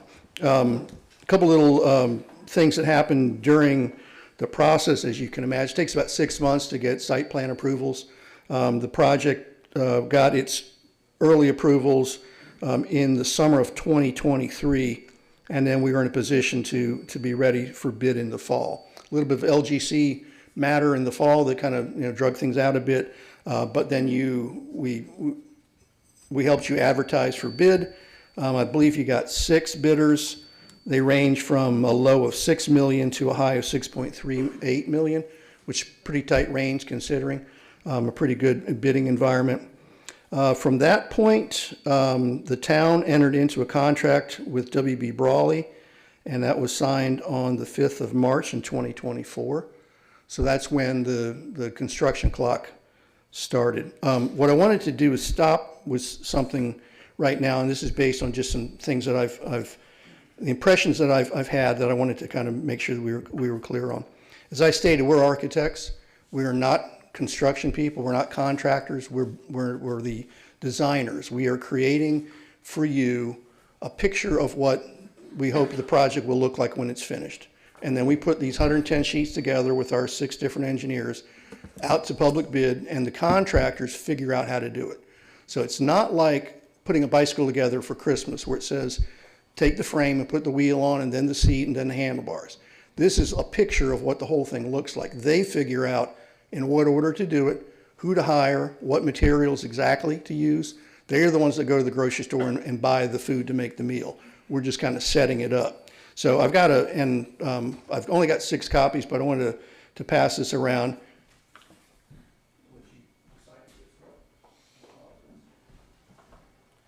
I did a little chat GPT as well and produced a pretty fine example of what the roles are of the contractor, the architect, and the owner. You guys are the owner. You have the money, you have the land, you have the problem that needs solving. Our job is to design you a solution, create a set of documents from which the contractor can put his prices together. But from then on, the contractor is responsible for getting the job executed. On the second page in blue, I've highlighted some specifics about schedule because I know that's of interest to you. What I can say is that we are trying to be as diligent as possible in answering any issues and questions that come up. Be responsive to the contractor, be responsive to the town. We've been here on a regular basis. We deal with Chief Soward probably daily, certainly at least many times a week. And in fact, there's a meeting in an hour or two that we will be at. So let me hand these out as well. I got a couple of renderings if you don't have copies.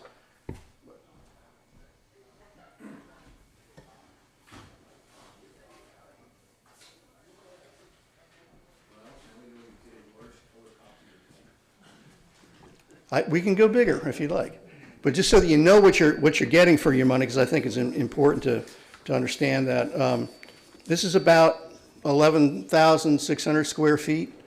The building will resist 157 mile-an-hour wind loads, which is certainly the Category 4 kind of level. In order to improve the seasonal flooding issues that we've got, we've elevated the garage bay, the apparatus bay, from 6 to 8 foot 8 inches. So you're 2 foot 8 higher than the grade used to be. That's going to help with most of the coastal flooding that we get on a regular basis. Now, since the old fire station was there, the new flood level is plus 12. Plus freeboard means plus 14. So 8 feet higher than the current ground is where the actual occupied floor is going to be. So the firemen are going to be on an elevation at plus 14 feet, or 8 feet higher than the ground. So they're going to be high and dry throughout the whole thing, even in a really significant situation. Does that include all critical equipment too? So it's Correct. basically everybody there, but Correct. basically anything. Right. Like when we build a house here, you can't Right. put that stuff. Exactly. Okay. Yeah, anything that could be fritzed out by water has been elevated to that 14. And the things that could not be elevated, like the washer, extractor, dryers, the elevator machine room that can't be elevated, that's been flood protected. And that'll be subject, I guess, if one of your questions we get into the change order. So there are 4 sleeping quarters of 2 beds each, so it accommodates 8. One of the things that we're doing in modern fire design that we didn't used to do is we try to separate the messy stuff, the contamination, from the clean area. So there's a middle zone, kind of a cool zone, a yellow zone. And in that yellow zone is the decontamination, where they can wash their fire material off. They can dry their equipment, store their equipment, keep it safe, and then go into the house side, which is essentially a living space. And that's clean, it's dry, it's not contaminated with any fumes, chemicals, and so forth. And that's going to really provide a much better long-term environment for your staff. And I think then translates into really better recruitment, because then you've got a modern facility and it's a place that folks are going to want to work. So, so that's the long and the short of that part of it. Moving forward, I think I might have handed out one of the pieces of paper. Hold on a second. Let me make sure. Nope, I got it. Like I said, the base bid was $6 million. The contract value was a little higher than that. We accepted a couple of alternates. And since the job's been under construction, we've changed the roof to an all-metal roof at the chief's request. The job is now, according to the pay application that we last received, which was the end of November, the job is 61% through the money. So it's 5/8 of the way through. And according to the schedule that we were given most recently, which was the end of November, the contractor is expecting to finish in June. What else can I add to that? That's the summary, I guess, of the project. So progress meetings are happening how often? There are a couple of different kinds of things. There's a regular owner meeting that's going to happen today, and it happens every, 2 weeks? And then we meet virtually with the contractor's management guy once a week. And who's the current PM for the contractor? This guy named Matt. And then he's got a job guy in the field named Hayden. Okay. And in your opinion, usually the owner has their own PM. And I see maybe a miss on our part as the town that in this project, we did not hire our own project manager to represent the owner of the project, because we understand that architects aren't project managers and architects aren't organizationally on the ground in the field. So if that was a miss on the town's part, I'm hoping that in future, maybe we would look at having our own PM to represent our interests, and be the owner's rep. Yeah, I can say that I've seen it both ways. Okay. It really depends. What I'm seeing now, and again, this is more for future reference, and we're doing this right now in Topsail Beach. They're doing basically the same kind of a project. They've actually engaged the contractor now in what's called a design-build operation. So that's what we're doing on Wausau. Yeah, I think that's smart. That's the structure going forward, Right. because there's none of this then.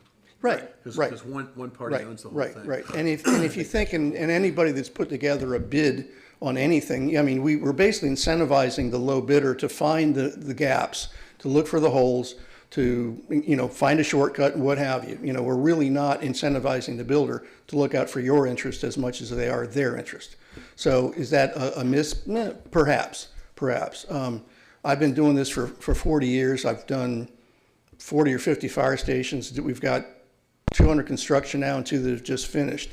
And it's typical that these take 12 to 18 months to build, barring a hurricane or something like that. So I know you're frustrated. We're all a little frustrated that it's taken this long. But I don't want to get into speculation, and I think your attorney would stop us if we did. If something more legal becomes of this thing, we want to make sure that you're in the best position you can be to be successful, and we're going to try to help do everything that we can do to keep the job on track. No, I was just looking because you gave the list of owners and responsibilities of everybody. And Yeah. I have seen it both ways too. But that's just a model we could look at differently in other projects. Sure. Okay. Sure. There's also Yeah. another project that OAJ is doing right now, which is kind of interesting, which we can, structurally, you turn it over to them and you say, this is it. This is the amount, you take responsibility for everything. Yeah. And if you can do it cheaper, fine. Anyway, that's off the subject. When I'm looking at the money again, original cost 6+, if I'm right with the 10 you're looking at right now, and I did my math, we're only about 2.5% over the original cost. Yeah. Which kind of surprised me. I thought it would be a lot more than Right. that. That's where we're at, yeah. Yeah, I mean, a typical. Is that gonna be, I mean, look, there's gonna be changes. I saw what you're Yeah, yeah. proposing today. Ballpark, we're still, because what did we take out? Alice, 5 is the loan? What was the loan we took? I think it's 5.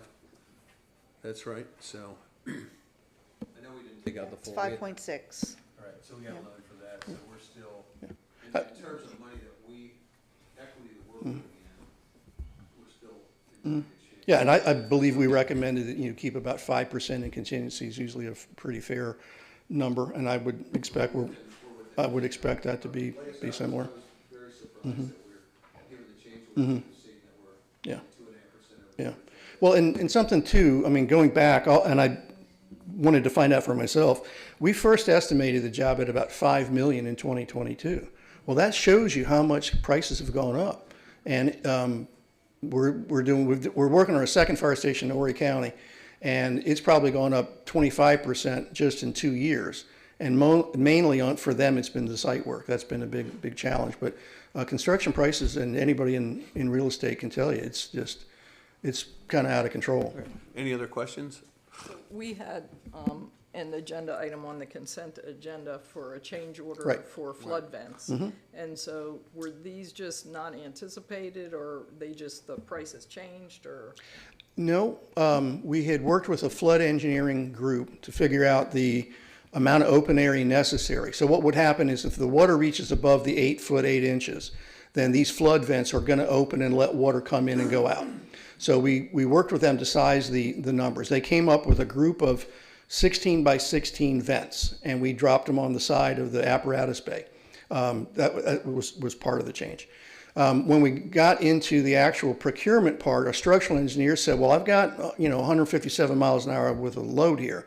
I'm not crazy about having such a big opening. Is there a different way we can do this? He wanted to have reinforcing every 8 inches vertically.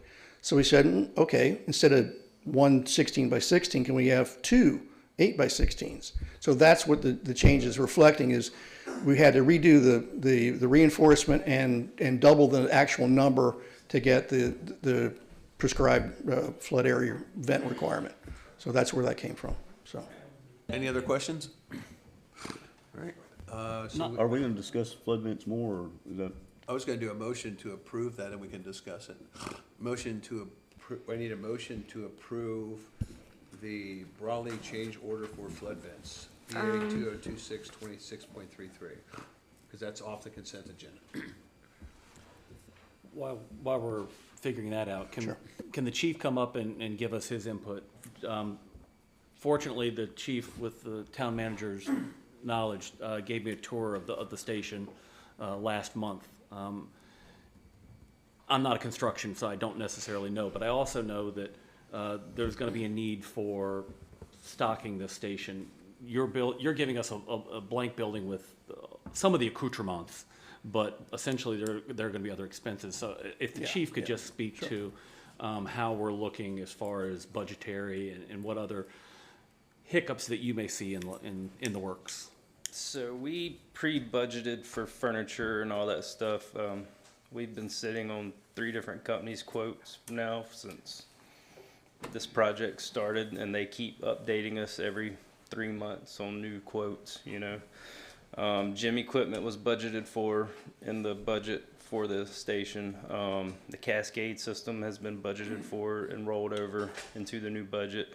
A bunch of stuff we still have stockpiled at Station 1. And then we have some stuff budgeted this year with hopes of it coming online, for, office supplies, stuff like that. So I'd probably say 90% of the stuff that we've thought about was budgeted for when we went through the process. Yeah, we identified everything on the front end Yeah. and then budgeted for that and kept rolling it over. And again, with import cost going up with equipment and stuff like that, I understand there's going to be an increase Absolutely. at some point, and I just want people to be prepared for, we're going to go a little bit more, I'm sure, but it looks like we're at least, let's hold feet to the fire here that our June date, if we can go earlier, obviously that would be great, but holding people's feet to the fire to make sure we get that June date hit for sure. Yeah, By the way, he's using fire metaphorically. Yep. Just so we're clear. yeah, like engine, like engine. So what we need to look at possibly is if you think we're not out of the funds of the 2025 budget, when we go into budget season again, if we've missed or you need more, you know, just Yes. if you can be thinking about that so we can approve it in our next budget round for our next fiscal year. Yeah, 'cause I was gonna ask, what is the ballpark you've got right now? What are we talking about? Off the top of my head, I don't even know. I mean, because I know the Cascade system was somewhere of $100,000 by itself, you know, and that has gone up every year, well, every I think quarter. Dolores' point is we just take, and when we get farther along, take a snapshot, and then if you need to come back, we don't wanna build a beautiful new firehouse and then, you know, go cheap on the, Right, on the stuff that you guys need, so at least that's my view. Another quick question I've got is this a requirement to meet certification of occupancy? Or is this just an added, nice to have? Events.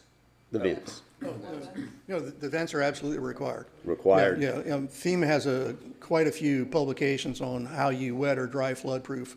And because FEMA's continued to add to the flood elevations year over year, now we're up to basically 14 feet. Yeah, I mean, I see these glass windows and I hear 157 miles an hour, but 157 miles an hour against a roof coming at the door is gonna bust that down and you're not gonna have any flood issues. I mean, I just find it's a little bit excessive to be that high. We've gone that high and now we're dealing with flood. We're gonna have boats out here and everything else, but we'll discuss it. That Yeah, answers my question. I'd Thank love you. to talk to you more Yeah. offline about the Yeah. whole That answers my policy question. on the beach, but I mean, it's there because it has to be there, absolutely. Yeah, I mean, you could do a briefing, because the other thing we talked about, as the chief knows, the original thought was we had to take the firehouse, so what would have been the ramp would have taken you to the ocean if you put the equipment up that high? And so, I remember that discussion, Yeah, remember that yeah. discussion? It was like, I don't think he wants to unload the fire trucks to the ocean, so. I have a or the question. bay. I have a question for Chief. Once this firehouse is finally finished, how long do you anticipate getting it ready for you to occupy? Moving in all the equipment, getting all the personnel, Well, right down to now it's the functioning. the personnel are ready to go now. I bet they are. Speaking with the different companies that do the furniture and everything else, they said they can be ready to mobilize and set up between 30 and 60 days. You know, and then it's ancillary stuff like kitchen stuff and stuff like that we have to think of. But I mean, if I can get the furniture in there, I can get the guys in there. Very good. Thank you so much. Yeah, absolutely. Okay, so if we're going along with FEMA on the flood vents, am I assuming, or are we looking at having a FEMA flood policy on this building? Or what kind of insurance are we looking at on the building if we're gonna comply with FEMA? Have You we want me to looked at answer that? insurance on the So, building yet? my insurance is separate from the town's because I get it cheaper than the league can provide it on the fire side. So we go through a company called VFIS. They had sent, Wayne was not here, he may have it in an email somewhere, a preliminary cost breakdown of insurance on that building. We know there's going to be an increase because it's a brand new building. But it was nothing astronomical. And I can reach out to Matt to get us some more numbers and get him in touch with Wayne to do all that. But yeah, I mean, it's fully covered. All the equipment, you know, everything's covered.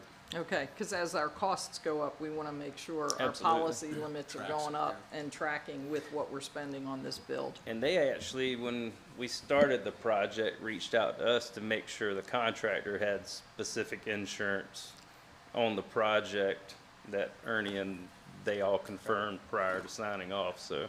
Great, thank you. Any other questions? Okay, now motion to approve the change order. for Motion to approve? $10,547.40 for the. Second. Yep. Any other discussion? Okay, all in favor? Aye. All opposed? Thank you.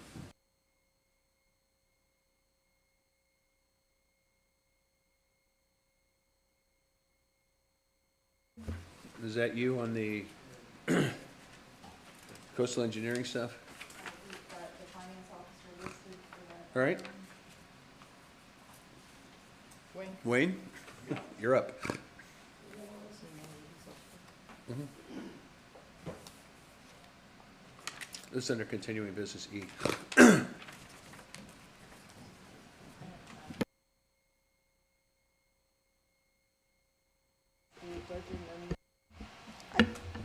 This is the, for TI Coastal and ATM Engineering, for the contracts for them to continue work on the PTC 8 work, that they've resumed, the surveying.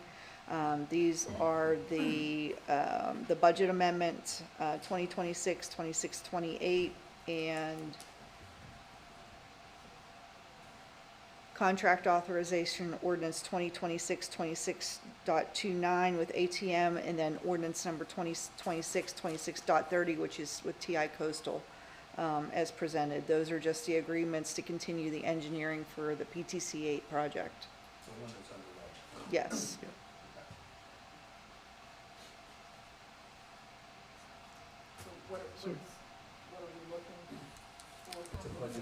The specific actions are listed on the agenda for.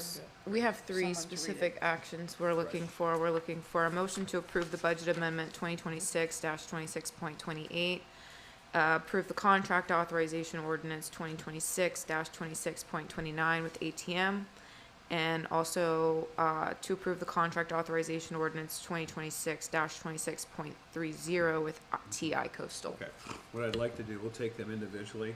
I'd like a motion to approve the budget amendment 2026-26.28 as presented. I'll make that motion. Do I hear a second? I will second. Any discussion? All in favor? Aye. All opposed?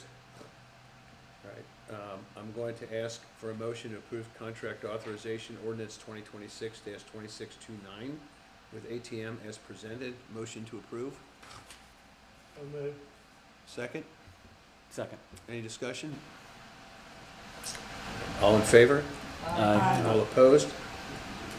I'm going to ask for a request to approve the contract authorization ordinance 2026-26.30 with TI Coastal as presented. Motion to approve. I make the motion to approve. Second. Second. Any discussion? Do we have TI Coastal here? Yeah, he's going to be talking a little bit. Okay. Okay. Unless you need something or just? No, she's got other questions for you She just on the wanted to make sure project. you were here. All in favor? Aye. All opposed? All right, new business. Yeah. Alice? Yes, so we struck the e-bikes agenda item. So we're on MGT Impact Solutions. Before you, included in your packet, is was the master service agreement with MGT LLC, which was approved approximately about a year ago, who aided in the recent replacements with the finance officer's position, as well as the public works position. So we already have a master service agreement in place. So this is essentially an agreement that's been presented to award them a contract to do the search for the police chief. What I'd like to do is ask for a motion to approve. We'll go through the process and have a discussion. And the budget amendment and a contract Yes. ordinance was included in your Yep. packet. Motion, do I hear a motion? Yeah, I make a motion to approve the budget amendment 2026-26.34 and contract award ordinance 2026-26.35 as presented. Do I hear a second? Second. All right, discussion. I've got a couple of comments. One is, I believe this is a key job for the town. I believe that we ought to consider internal people. But I also think we ought to find out what's out there.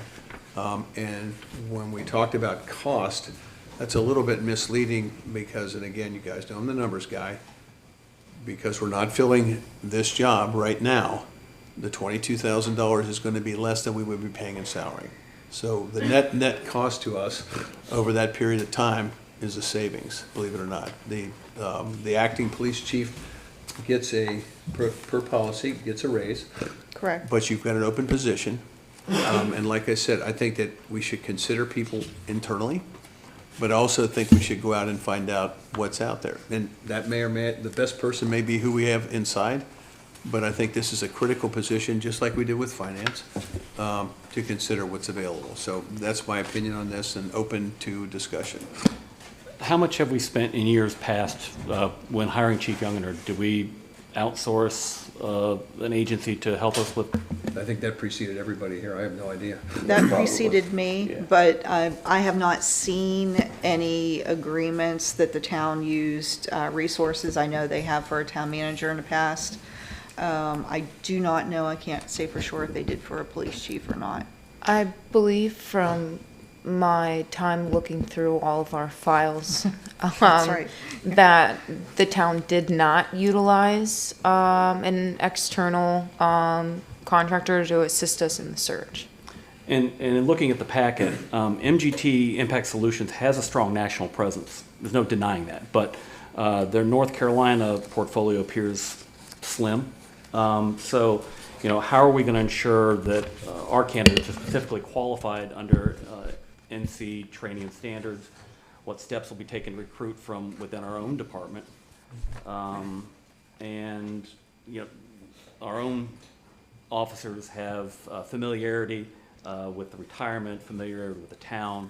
I think, obviously, the concerns of including them, and I'm sure there's no exclusion, but, you know, my concern is that did we solicit bids or look at getting the North Carolina League of Municipalities or the North Carolina Association of Chiefs of Police to provide us input or provide personnel that could help us do this same thing at either no cost or at middle or even lower cost? I think if we reaching out to people that are experts in this thing, like I said, the North Carolina Association of Chiefs of Police, having worked with a very similar organization in Virginia very closely, they are more than willing to come in and help us conduct the interviews, do all the stuff. Granted, it's the announcement and putting it out there and trying to get a wide swath of candidates is, I think, the challenge that we may have as a town. But again, they have a website that posts all the chief listings, other openings, deputy chief. I was looking at it yesterday. So I think there are a lot of resources out there that we could go to that would save us $26,000. I agree that we are talking about salary, but I think that there are... We don't save money.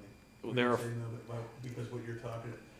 And just to weigh in on this, I hear everything you're saying. I absolutely agree with the idea of trying to watch costs on this. But the issue you've got is you're asking a third party to come in and dedicate resources to us very quickly. I think this is a position that we need to either fill internally quickly or fill outside quickly.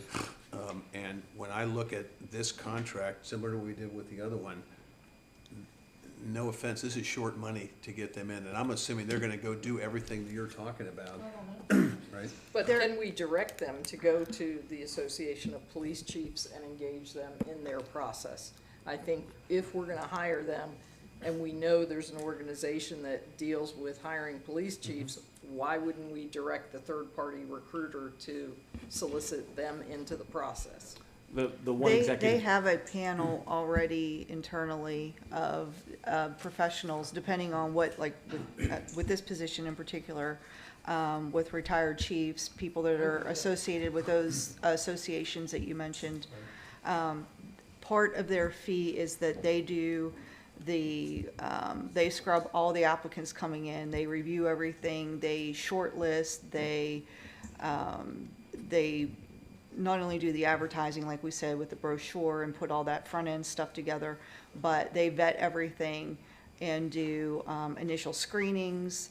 Then they follow through with the background checks and everything, reference checks and everything on the back end as well. And I recognize that. I read the packet pretty thoroughly. But the one executive that they did list, his experience was all California and West Coast. And I didn't see him being based in North Carolina or in their list of clients that they had, none of them were in North Carolina either. So I just want to make sure that we're including North Carolina experts in with the North Carolina Association of Chiefs of Police and the League of Cities as well. So I throw it out there. I have some concerns about it. I understand that we need to do this sooner than later, but again, I'm emphasizing, you know, if you bring an outside agency in, I think you also make officers uncomfortable with, well, what happens if we get somebody who is not familiar or who wants to, because as has been said earlier, Mr. Wilkerson said earlier too, we have an agency that has taken a big turn for, you know, with professionalism, with training, with dedication to this town, and to go and solicit outside specifically, I agree, we want the best candidate, but to go, it makes it seem like we are trying to go outside and get somebody rather than looking internally. And I have concerns that it may cause morale to lower, it may cause people to look for employment elsewhere. One of the things I've seen being here for 2 years, living here longer, but involved with the police department for the past 2 years, is we have a lot of people, and it hasn't happened since I've been here, we've been very stable, but the retirement system is such that people can bounce around from agency to agency with very little impact to their retirement. And I don't want us to, without getting a lot of input from the officers as far as what they want, what characteristics. So obviously I would hope that MGT would interview officers, interview our community, again, like Mr. Wilkerson and myself as citizens. And so those are my concerns, just making them known to you and to our community. So I have a question then. If we wanted to enter into a contract with them, I mean, I know we can put in whatever stipulations maybe we want. I mean, and I don't know from our legal team whether we can have a subcommittee from the board work with them or something, because I know it's a key position. We have people experienced on the board. I mean, can one of our own board members be helpful in the hiring process, or people on our own staff, so that the staff doesn't feel alienated?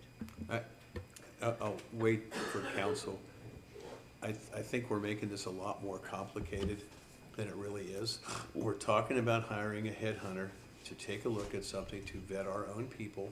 If that's the right person, then the decision can be very quickly made, right? Because if we hire from inside, then you've got, are we promoting the next level? Are we replacing the other thing?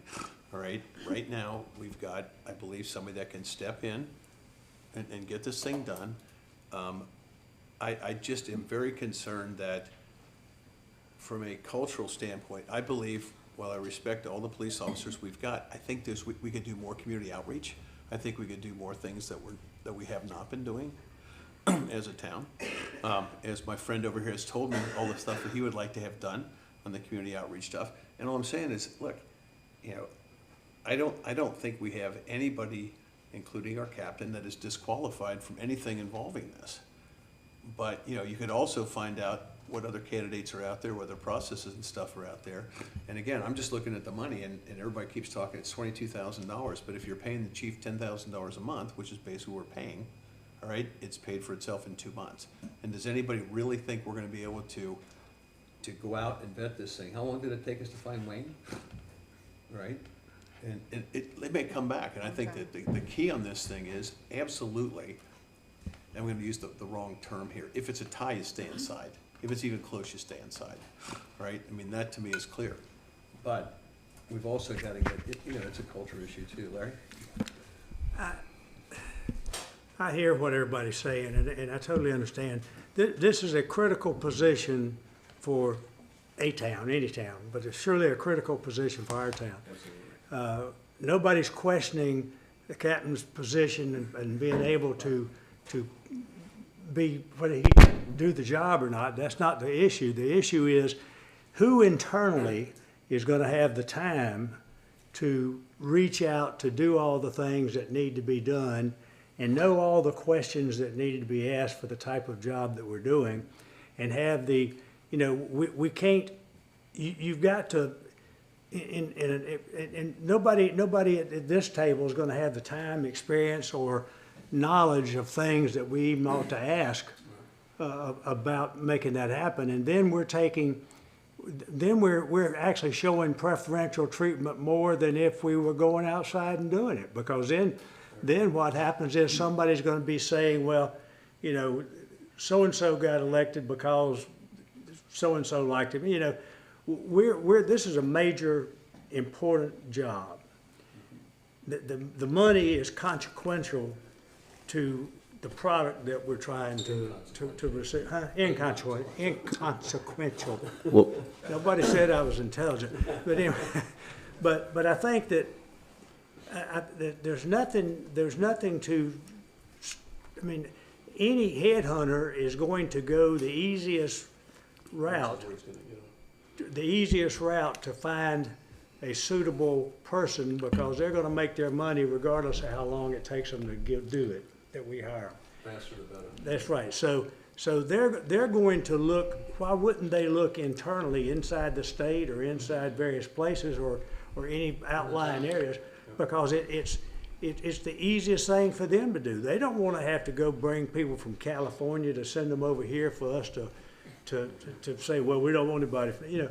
So I think that, although I totally understand Kip's position on this, I think that we're better off to spend the money on somebody that's all they're going to do is look to find a suitable person for us. And as long as we've laid out the proper credentials of things that we want to have, then it's just like everything else that we've talked about where people aren't providing the right information. You know, we don't have to accept it. And the more that we tell them about what we want, the easier it's going to be for them to find somebody.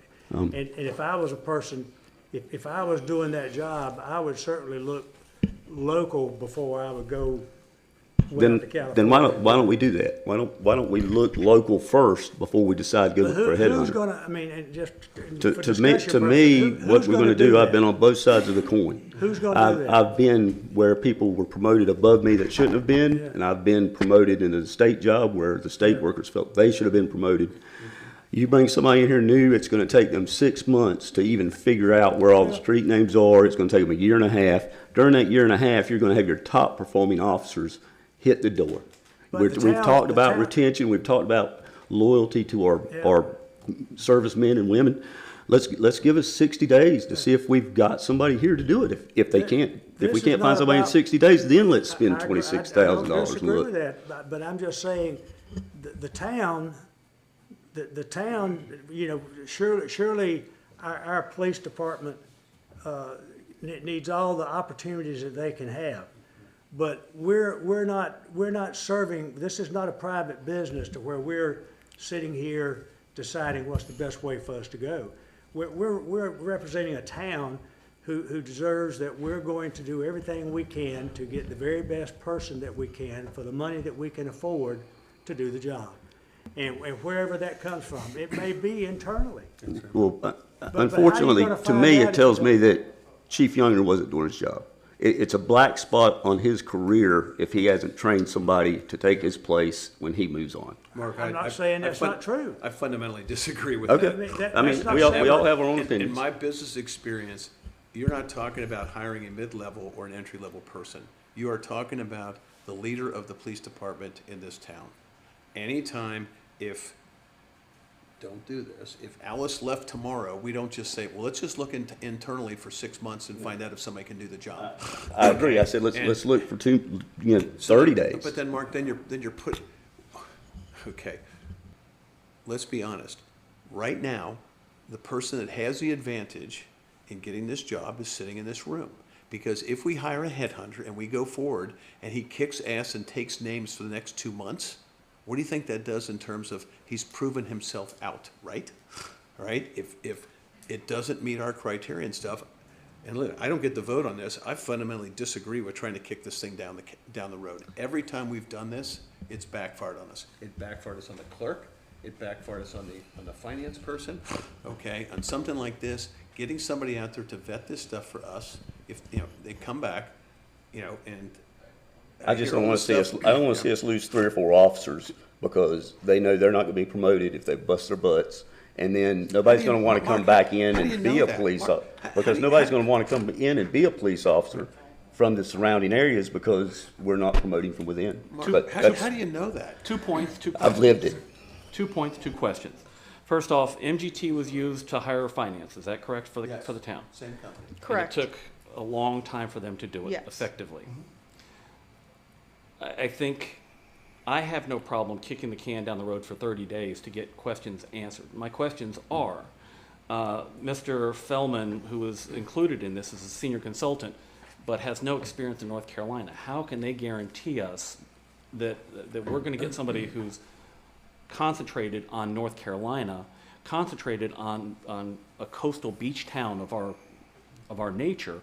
I get it. I understand we could hire them tomorrow, and it would, according to their schedule, 13 to 14 weeks, they can come back. That's their timeline. I don't know how realistic that is, but my concern is that I have no problem kicking the can down the road for a little bit so that we can get some more input from people more knowledgeable in North Carolina. But you understand that that's going to happen under this contract. Right, but we're under, No, we're in good if you hands sign now. the contract today, We're in good hands now, and 30 days is not going to, in my opinion, drastically negatively impact but our what- police department and the hiring process. what are you getting in that 30 days? We're getting input from the the North Carolina Association So, Chiefs of so Police. they're gonna step up, and they're gonna come and do all the work that these people are gonna do. They're gonna vet everybody, they're gonna do background checks, they're gonna do all that stuff? No, what they're going to do is they're going to provide us with some guidelines and some information so that we can educate ourselves on how we can get us the proper candidate, to get us our next chief of police. They're going to provide us with information so that we can go to MGT and say, you don't have North Carolina information. Here is some guidelines, here's some information that we have from the North Carolina Association of Chiefs of Police. Well, why not just direct MGT to do that, right now? Well, because That's what I said, is getting that point covered in our contract. Yeah, just include it in the contract. So then we're approving a contract that we haven't quite ironed out. That's what I'm saying. We can push this for 30 days. You give her the authority to put the conditions in the contract you want. I've made my concerns vocal. All right, I look, think there's a fundamental which is good. This is the way it ought to be aired. My position on this, and I don't get the vote, is you get the best candidate. If it's inside, it's not. I'm not denying that. The idea of trying to handle this stuff and to say, we're just gonna wait, we're gonna see what happens and everything else has backfired for this town. Well, if it's an inside candidate that is selected after paying $26,000, we paid $26,000 and just thrown it away. So. How? Because if the internal candidate The is math the one that doesn't, is your math selected. doesn't, Mark, your math doesn't work. Okay. Because you didn't pay 2 people during that time. You paid 1. But you're gonna Right? pay a ton of money in retraining because your top performers are gonna have to take him by the hand and show him the routes, the people, everything else. They're gonna get tired of doing his job I'm and they're gonna lost. go find somewhere else to But work. what you guys are saying is that we are going to go through a headhunter and hire somebody that's incompetent. No, what I'm I saying don't is, understand. the staff is gonna basically revolt, have a mutiny, and it's gonna collapse from its own weight, and then we're gonna have to be square one, and we're not even gonna have a police force. We'll just agree to disagree. Agree to If- disagree. Well, if they did that, then they probably weren't the best people to have anyway. I mean, that's all, I'm not speaking about anybody, but call a vote on this. But the bottom line is that, you know, the town deserves to have the proper process done, and if you And if you our don't do- if you organizations don't are do old that and doing you what they're just supposed to hire do, they should within, have a chain of then they're gonna command say, ready well, to they step didn't up go if out and somebody see what moves they can on. find. Well, I got something else to say. Me too. I think we're all in agreement, we want the best candidate, whether that's an internal candidate or an external candidate. We are looking for the company to take administrative workload off of the staff to start doing some of the initial vetting and the background checks and to get us a shorter list of candidates. My points were that company, MGT, works for us. If, to your point, Kip, we want them to reach out to the Association of Police Chiefs here in North Carolina, we put that in the contract, that we want them to reach out and find out how that group can Local engage with the local availability and with their website and however else, but we can direct MGT to make some reach out in the They work for direction us. we want. They work for us. is They what you're work for us. Right. These recruiters work for us. So we can tell them, we want you to go this route and look here and see how these guys can help in this process. So And that's exactly what I was, I agree with that. I think we should modify the contract to reflect exactly what Laura said. And not have to come back and approve that, let Alice, we can direct Alice to add that to the contract, because I agree. I wholeheartedly, at any time, if you've got applicants and you've got the internal and you've got an external and all things being equal Stay or inside. fairly equal, I always stay inside. So then, I Can we make- would like to request specific conditions that you're looking for at this point. and again, unless we're ready to hash that out right now, if we can, Oh, we hashed it out right now. okay. Yeah. So We specifically, didn't make a decision today. I would We'll like. vote on that, Mark. So can I make an amendment that we reach back out to MGT prior to entering into this contract to seek clarification? The clarification is what expertise or what experience can they guarantee us that they are going to understand North Carolina? What experience do they have in coastal police departments, small coastal police departments? I think that those are the Just first to two interrupt you, amendments. that's not what she's proposing. That is completely different than what she's proposing. What she's proposing is, you put in the contract, you will reach out to this thing, you will look for candidates with North Carolina experience. Okay, what you just described is, we're kicking it down the thing, they're gonna have to go back to MGC, they're gonna have to come back here in a month, and I didn't think that's what you were proposing. No.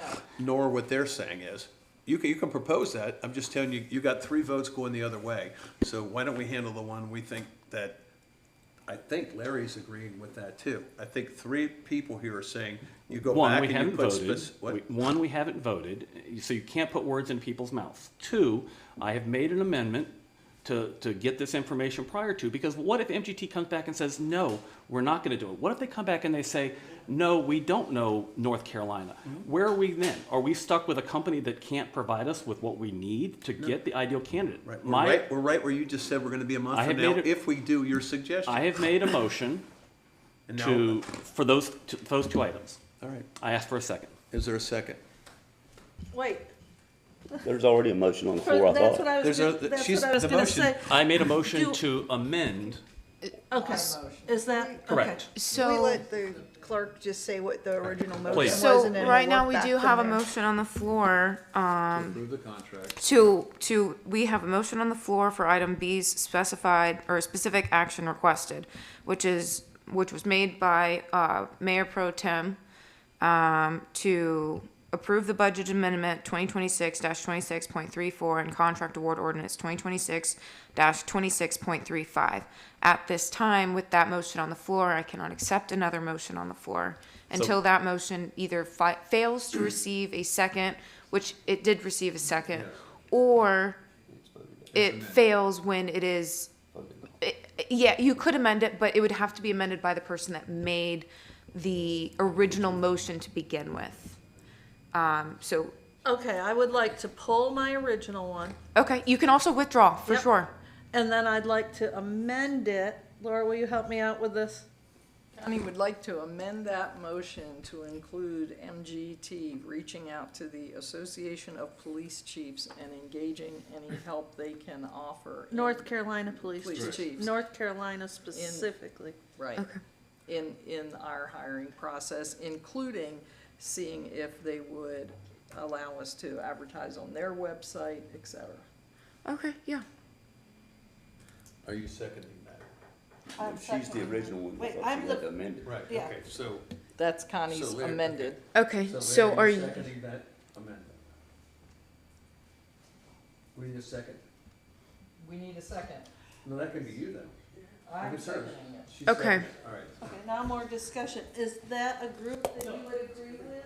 Yes, I mean, that's what I'm saying, is I just want to make sure that we're including safeguards so that we can Right. ultimately, if they come back and say, no, we can't do that, we're not willing to do that. Sign the contract. Then we don't stop. That was my point, is making sure that we get those assurances from them.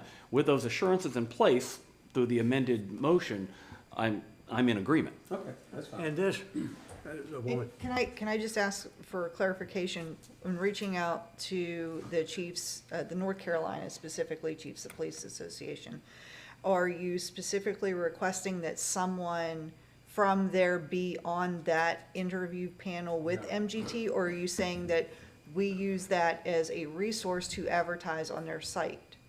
I thought what they said is. How much do you What they're, I want thought to what they engage said is them? we're going to include in the contract language that they have to reach out to them to find candidates and stuff like that, to have that part of their process, that they're going to look at that as a resource and get back to us and consider that as a resource in the hiring. I thought that's what you wanted to go.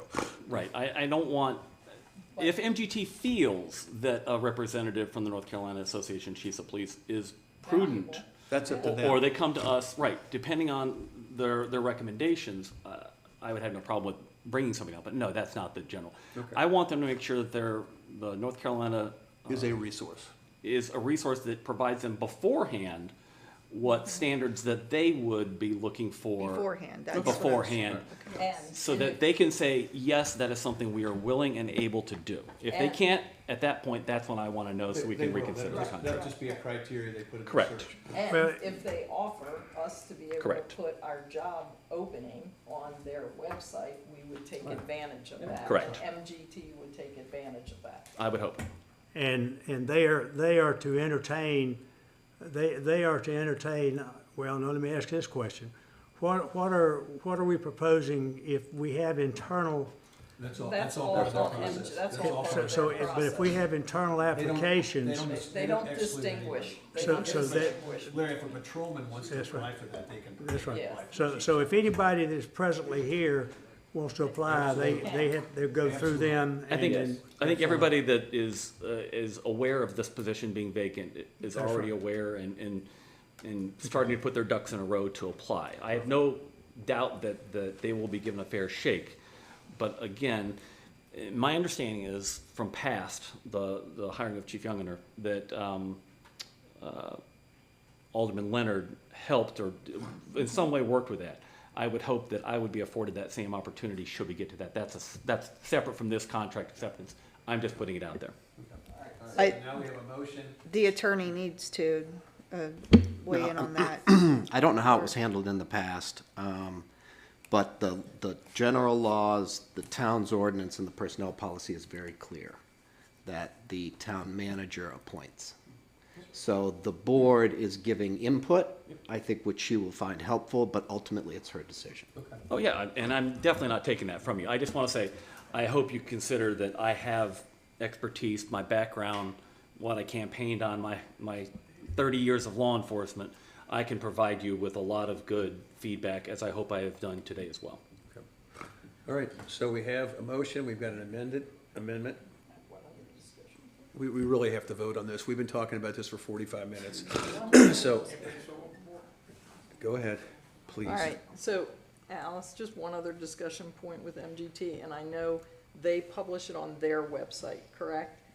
Correct, And we can publish it on our website. correct. Okay, and then we can also see if they will check out that we can publish on the Association of Police Chiefs. They will actually send to me a recommended list Of all websites? of websites to advertise on. Okay. And we just add that one. Just like with the finance officer's position, Right. or the clerk's position. It's It's very open geared process. towards, whatever associations are affiliated with. Terrific, okay. All right, let's Thank you. do a vote. All in favor? Aye. All opposed? No.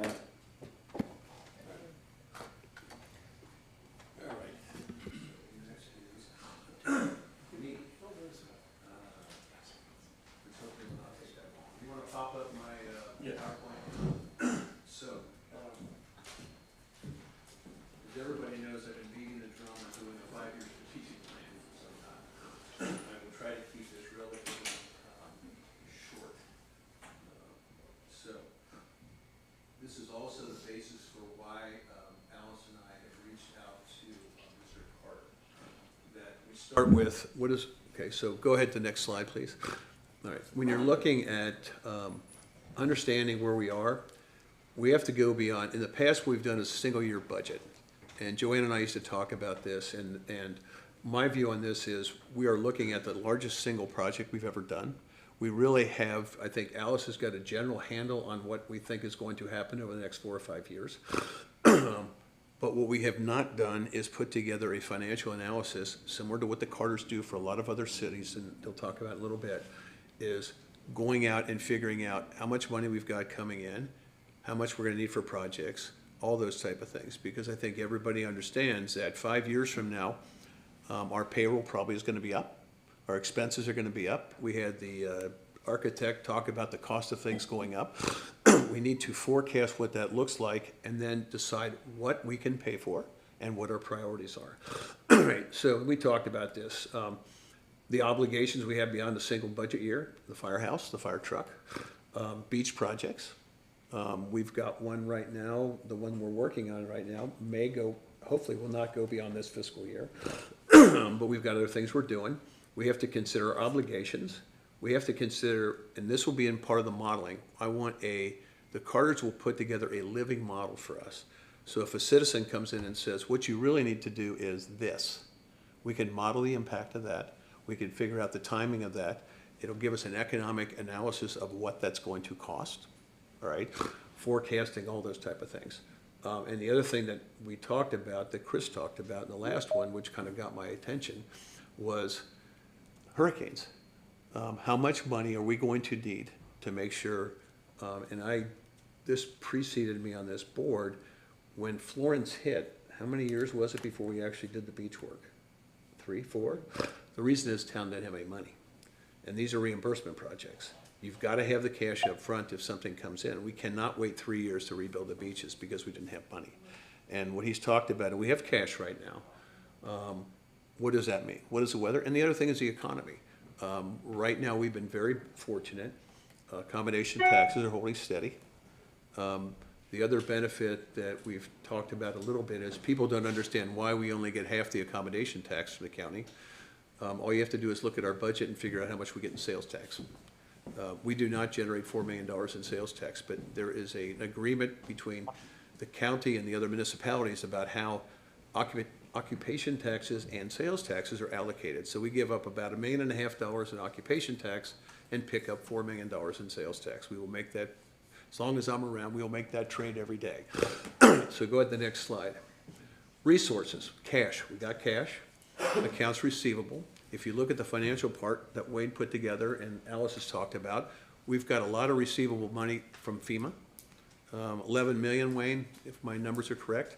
We've got other receivables. The beach project we're doing now will be out there, but that's money we do not have in our pocket. So how do you assess the timing of that?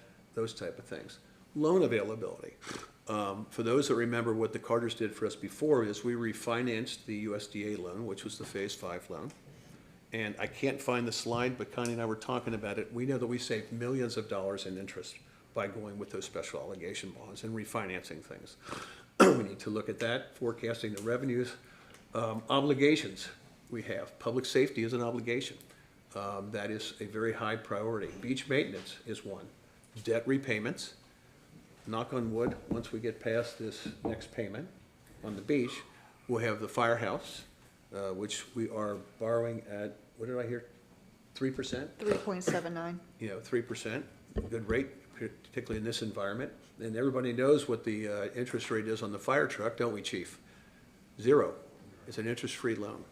You don't want to pay those off. Public safety, beach debt payments, and employees. How do we make sure that our employees are taken care of? How do we make sure the funds are there? And the stakeholders, that's the people in this room, that's the people that own here, the people that vote here, everybody else. How do we look out for them? We've got property tax issues. The reval has just started. Projects, beach, capital projects, and other. We've talked about the maintenance building and what we're going to be able to do. The whole idea behind this is to take a look at what our obligations are today, what we think they're going to be in the future, how much money we think we're going to have, and how do we use those resources. And that means getting input from town people, from these people, and everybody else. Next slide, please. Cash balance, everybody's always surprised when they see that number. We have $35 million in cash right now, according to the report that you've got. If you go back and look at that audit, it's not schedule, graph that he showed us before, we've been very good at putting the cash away, paying off our debts, and putting ourselves in a position going forward. We've got 11 to 12, or 11 to 13 million FEMA money up there, and you can tell me, Wayne, if I'm wrong. We've also got unsubmitted approximately 2 million, could be a little bit more than that on the new project. Debt access, we don't know. The Carters will come back and let us know. Taxes, property taxes, sales ad valorem. The county fire tax, as everybody knows, is a big win for us. The county gives us 3 cents back of property taxes every year. The number this year, Wayne, was a little over $500,000, which is actually more than the payment that we're making on the firehouse, Wayne, correct? So it's covering that. And grants, including the shallow draft, which Chris will talk about a little bit more. Next. Obligations, public safety, employees, stakeholders, beach renourishment, final payment, firehouse loan, fire truck, capital projects, infrastructure, and beach. Go ahead. I know I'm going through this quickly, but we're, all right. Third-party funding. We're going to talk about the shallow draft in a little bit. FEMA, what's going to be available or not. Bank debt, what's available. Third-party acts are weather, economy, operational costs, what do our expenses look like in the future, and revenue versus expenses. One of the things that Alice and I talked to the Carters about a little bit, and they are the experts that put together our financial modeling before we refinanced all this stuff, is right now in the investment funds, like other companies or other municipalities, we invest with a state fund because we're limited on the investments the town can do. At every county meeting, I ask their finance guy what we're looking at. He's looking at about 3.5% is what we're getting on that money right now. Not bad for a very protected fund. So one of the questions he brought up is, for us to consider going forward is, do we hold on to our cash? If we can get 3.5% there and borrow at 3.5%, we're better off keeping the cash and borrowing because it's basically the same number. Or even if we have to pay 4.5%, then we're only paying 1%. So the question is, how much cash do we want to hold on to? What are the contingencies we need going forward? And those are the things that need to be modeled out for us. Okay, and so operational costs, what are they going to look like?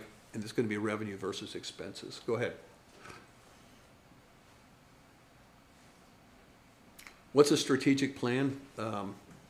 And yes, I did take this, I think it was Wikipedia or somebody talking about what it is.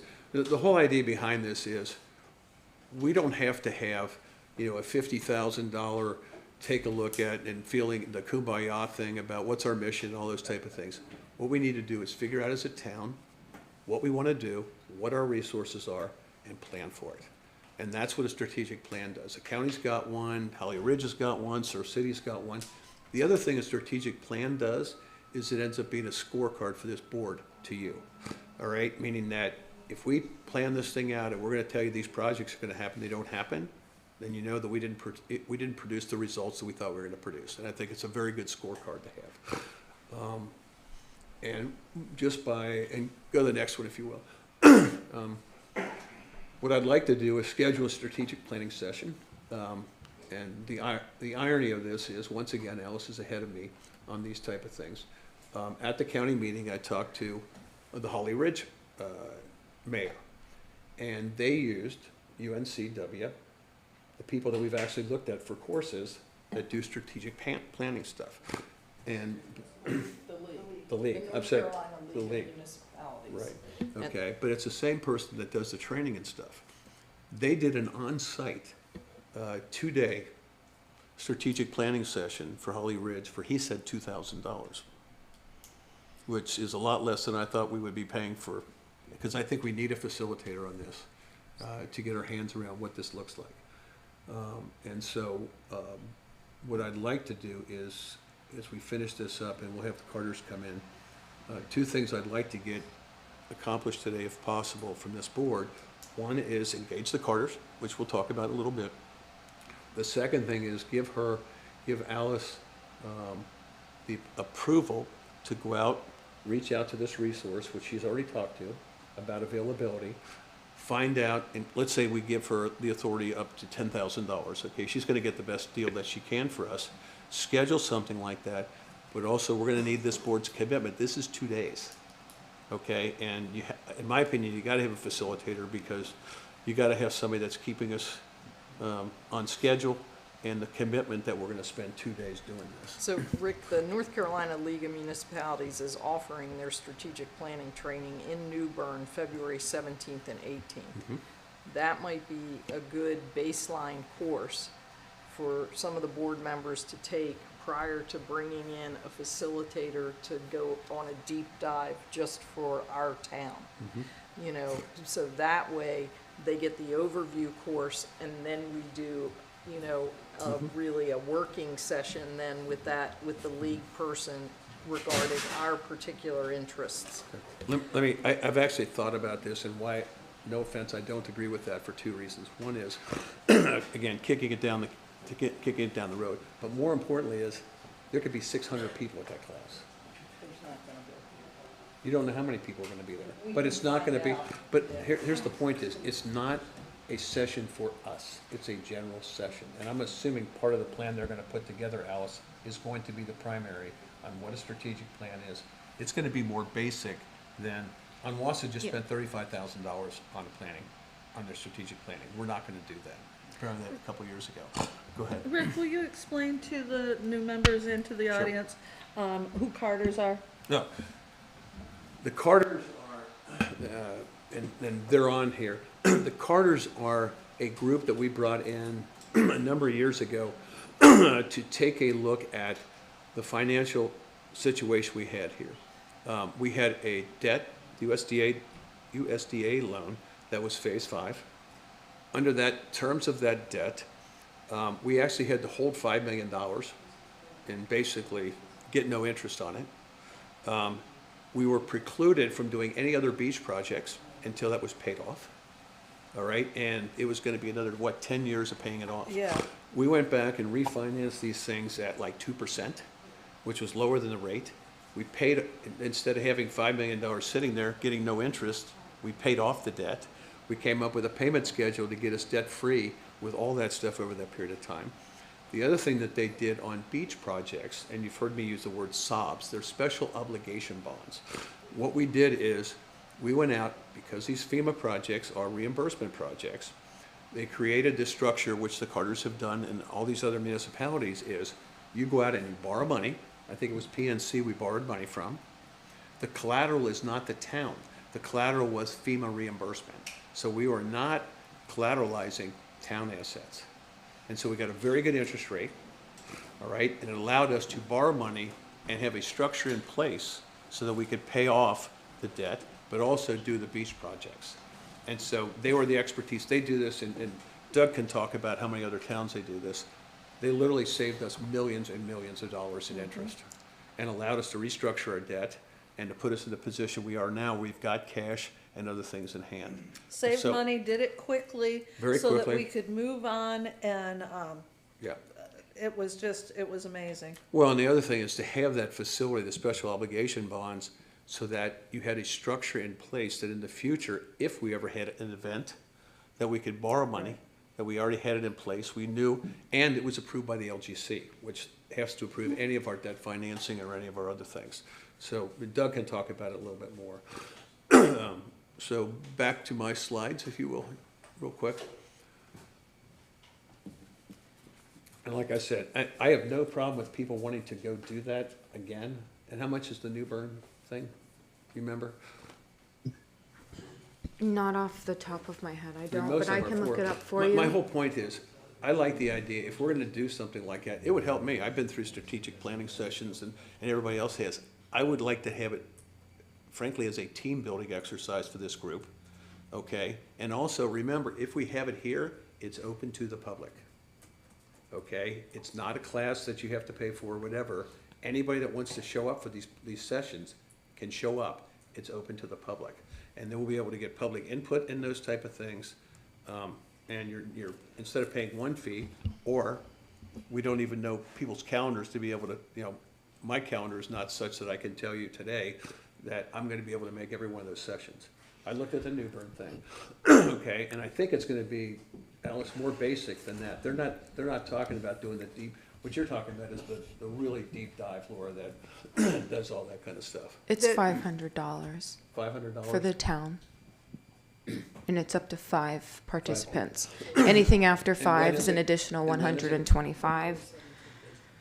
Well, we're talking about actually after that, trying to schedule this like the week after that. But if we don't lock these people down, I mean, I have no problem with people wanting to attend that as a primary, That's what as the thing, but go ahead and lock this down, and know that we're gonna have them. Alice, what's your thoughts? And, well, this framework that the league offers, it's more of a, it was established, they created it for smaller towns to be able to do a strategic plan. Their intention with these type of workshops, in like what Holly Ridge did, it's not a full strategic plan process that you would go through, like if you hired a consultant that would be upwards in the realm of 35,000. I think the county's one was around the $70,000 range with the consultant, where they do a mission, they do a vision, they do a SWOT analysis, they do interviews with stakeholders, whether it be citizens or staff, department heads. That is not what this is. This is something that is a simplified framework built specifically for small municipalities to be able to put together a strategic plan quickly. And realistically, they feel like you could walk away from one of their sessions with a strategic plan. This 2-day session, and just real quick, the other thing that it does, the other reason for the timing on this is we're starting our budget process. All right, and right now, without Carter's doing a forecast for us or having an idea of what we want to do, we got a big project coming next year, and while I think we can pay for it, I'm not 100% sure we can. And so the idea would be to get something, what you described is, it's not going to be a deep dive strategic plan that, that takes 2 years to do. This is going to be putting us in a room with stakeholders and deciding what our priorities are, taking a look, and hopefully Carter's can get us some kind of financial analysis by then and talk about what our priorities are, what we got, and what we can pay for. And I believe, I'm trying not to put words in your mouth, but you kind of said that it doesn't involve stakeholders. Correct. It does not. Whereas I feel it should. Our residents, our homeowners need to have a voice in what our strategic plan is. So I think like Laura was talking about, this New Bern class seems like a good first step. I agree we don't necessarily probably need consultants for a first draft. I recognize budget season is coming up. But I think if we are doing it based off of our opinions, based off town staff, which is great, I get it. But our citizens need to be able to provide that input, and that's why facilitating these type of meetings. Again, my background is for the police department. I have done strategic planning, been the main coordinator, coordinated stakeholder meetings, and help prepare documents. So I'm at least familiar with it, and maybe this class won't give me a whole lot, but it will give me something. And I think it's important that we ensure that the stakeholders are getting, especially in the initial input of a plan that we don't even have now. We don't have a 3 or 5 year strategic plan. So I think it's important that we take baby steps, but it has to include, the biggest first step is including our stakeholders. Okay, but let me just, and just being devil's advocate with you. What you just described is going to take a year. Okay. That's fine. So It's got to be a baby step. So you're okay with putting off the beach project for a year because we're not going to know that that's what our stakeholders want. Those projects are moving forward. They will continue to move forward. We have done nothing to throw up roadblocks to stop that. What I'm talking about, strategic plan wise, and here let me just reference what my vision of a strategic plan is. A strategic plan is, fire chief, do we need a new south or north fire station? How long is it going to be before we need to replace that? How long is it before we need to put up a park in one of these vacant lots that we have? And how are we going to do it? Where are we putting that on the calendar strategically, planning for the success of our town?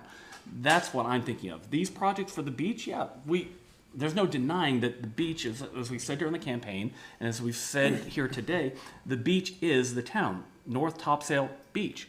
But I think we have a duty to our constituents, and I think that's why they have to be included understand, in helping us draw the roadmap for the town. And I don't disagree with that. What I don't like, I started this process 4 months ago, was told, let's put it off until January. Okay, let's not worry about it. We've got a budget coming up, okay? I know I don't get to vote, but if we don't have a strategic plan, I'm not gonna vote for a beach project, because I don't know if we can pay for it. And we're gonna have to make that decision very soon, okay? And so, by having this in an open session, you're gonna get feedback from people, number one. It's a living document. This, what I'm talking about getting out of here is a very high-level type of thing that discusses that. We then would put that on our website for people to respond back to it and then start doing outreach. But unless we have some basic thing to start going forward with this kind of stuff, including what are our priorities? I know what mine are, okay? I'm the only one that does HOA stuff here. I'm pretty sure I know at least what 4 or 5 different HOAs are, what their priorities are, all right? And I would encourage anybody here to do it. Anybody that's been to St. Regis knows I do those things, all right? I want that feedback, all right? That's why I like the fact that when we have this, if we have this planning session, whether you call it strategic planning or whatever, if we have that session here, everybody can participate. There's gonna be people there to get their feedback and all those kind of things. If you look at how long the county took to put theirs in, I don't think that we've got a year to wait, okay, to put something out there with what our priorities are. And if we get feedback from the people here that say, I don't want a groin, I don't want this, I don't want a firehouse, that's good feedback for us to have before we start committing money. But to me, the foundation of the thing is, one, get Carter's to do a financial analysis for us, but understand they can't do that unless we have the meeting that we're talking about at the end of February to tell them what we want to do. Their financial model means nothing if we don't tell them that, what are we gonna use for payroll? What are we gonna use for investment? What are we gonna use for staffing? What are we gonna use for projects? Your point is well taken, and I think the chief has already done that. What needs to be done? We did a 5-year forecast on capital projects, correct? Yeah, So we did a we've got- 5-year, I did a 5-year That's already forecast when done. I came on board because there wasn't any plan in place. So, and the board was faced at that point in time with looking at tax revals and setting the tax rate. So we quickly had to, me along with staff, had to quickly do an assessment, and we plotted 5 years out of everything that we can think of as far as capital needs, which That's there. was a document that we put together. And also keep in mind with the reval coming, we better have a pretty good idea financially where we are, because we're gonna be making a decision on property taxes within the next 6 months. Wait, I was up here. Go ahead. I was waiting. Go ahead. I think everybody's talking about the same thing but different. I think what the mayor's talking about is let's have a short-term 5-year strategic plan for important things that are right immediately happening. That's what I'm looking at. And then what you're talking about is a long-term strategic plan for putting things together that affect the long-term deal. And getting their input. But I think that, so y'all talking about the same thing but different. Because you're talking about long-term, he's That's talking hilarious. about short-term. Are you making a motion, or you? I can't make a motion. Go ahead. He's not making. Okay, well, I'm gonna make a motion. I make a motion that we adopt the Carter's, plan that they've talked about here, and That's a separate agenda item. That's on the agenda. Separate agenda. so it's not a plan, it's not part of the plan? Is, We need to finish understand, discussing the plan. when I put this together, I didn't know that this resource was going to be available to us that she'd already realized. Okay. This is only, what people don't understand is, I'm not looking to do what you're talking about in a month. What I'm looking at is, we need to nail down some priorities quickly and understand how much money we've got, what we can spend, because we're gonna have the reval this year, and we also at least have to take a pretty good shot at what this beach project's gonna cost us, because we've talked about shallow draft. What if they come back and they offer us half the money? What if we can't get other money in there? How much money are we as a town willing to take to do those projects? And I don't know, because I don't know what that forecast looks like. So I think sorry. Okay, so I really think that what we need to do, in my opinion, is that we do need to have a planning meeting here that our town people can attend, and also not just sit there and have to listen to us, but also can give feedback, be part of the interaction. These meetings are long. This is not reinventing the wheel. The town used to have planning meetings years and years ago. Usually they're 2 days, usually they're 8 hours a day, having a facilitator from the League of Municipalities. We can hammer out a lot of stuff and also do it with the townspeople, which is really, really important, because you can sit up here, you can hear from your neighbors, but not hear from the people from the St. Regis or wherever else. But I also think that it's not a bad idea that anyone who wants to go to the Newbern. That's just an add-on. Yes, that's an add-on. I think that the more we can do to educate ourselves to help the townspeople, not just the people who live here, but the people who have vacation rentals, who come here on vacation, the more we can do to help everybody else, the more we can educate ourselves, the better. I think we're all kind of on the same page, but like Larry said, same thing, only different. So we're talking about 3 different events, 3 different actions. Approving the Carter's contract to really do a financial forecast planning model. Yes. Living model. A living model, that's one thing. Yep. The second one is to get baseline training for anybody who wants to go in New Bern at the league course for 2 days, because it's only in New Bern, and it's $500 for 5 people, so that's cheap. And then also bringing the league in with a facilitator for the 2-day workshop. So I think we're talking 3 different events in the February timeframe. And are we all in agreement we're interested in those 3 events? Yes. Okay. I would add also, I forgot who asked, we use the fire chief as an example. If we do want to know things that he has, when do we need a new fire truck and stuff? She's got it. That's often part of the budget process too, when the department heads come in and tell us their wants, their needs, their projections. Okay, And so this doesn't usurp the budget process. Right. It's gonna be in addition to that. Dovetailing, Correct. My understanding though is, from Al, is you've got a lot of that information already. So that would Yes, be I do. something that this facilitator would have, because they're gonna have something for us to fill out before they come in.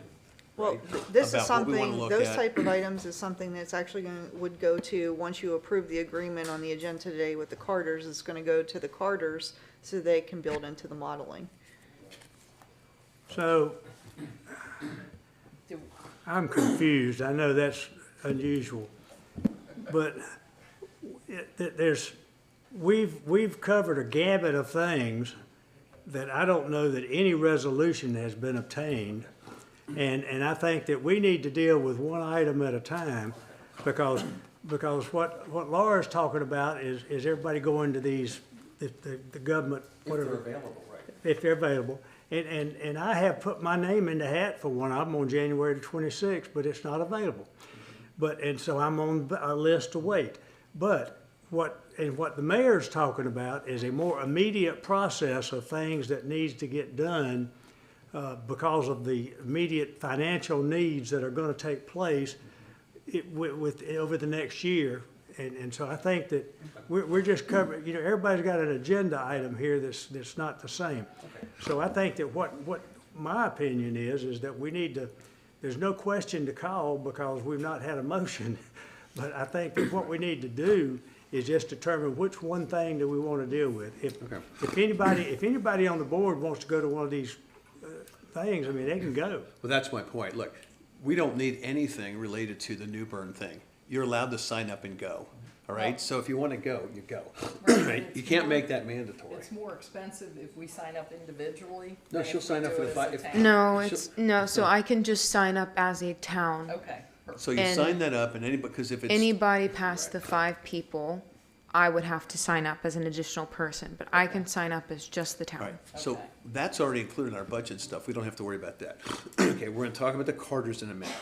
What I would like to do, and I don't know if we need a motion or just consensus, okay, because it is within her authority, within $40,000. for her to go back to the league, right? And see if we can schedule something with them for 2 days, right? And we talked about when in February? To get them You were on, talking originally about the week of February 16th. so that would be after New Bern. No, No, you'd be in conflict with New Bern that week. New Burns is on the 17th. Right, so you need to do it the Hang on. next week.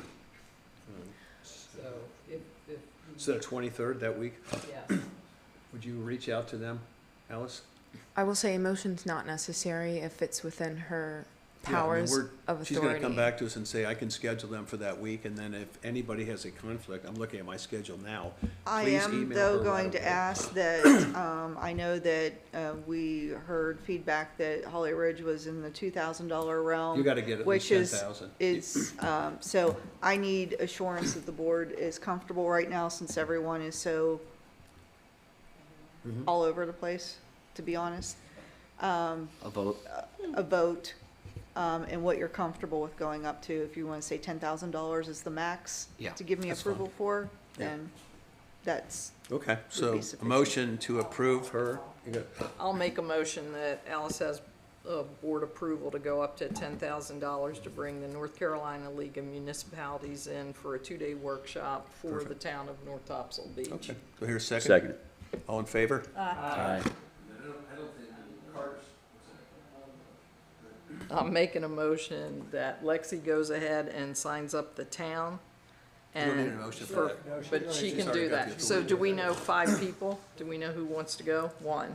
Well, it doesn't have to be 5, it's up to 5. So 3 people could go, it's the same price. And then anybody All goes right, to but that. we know Mark's going, Pip's going. If I'm available, I wanna go. All right, Connie's going and I'm going, so that's 4. And Larry, do you wanna go? No pressure. I don't know when it is. I mean, The It's gonna be on the 17th of February. I'll have to look. Check with Dixie Ray. Okay.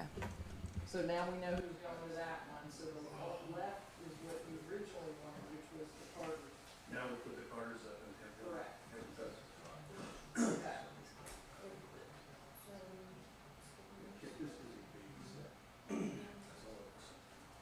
Okay.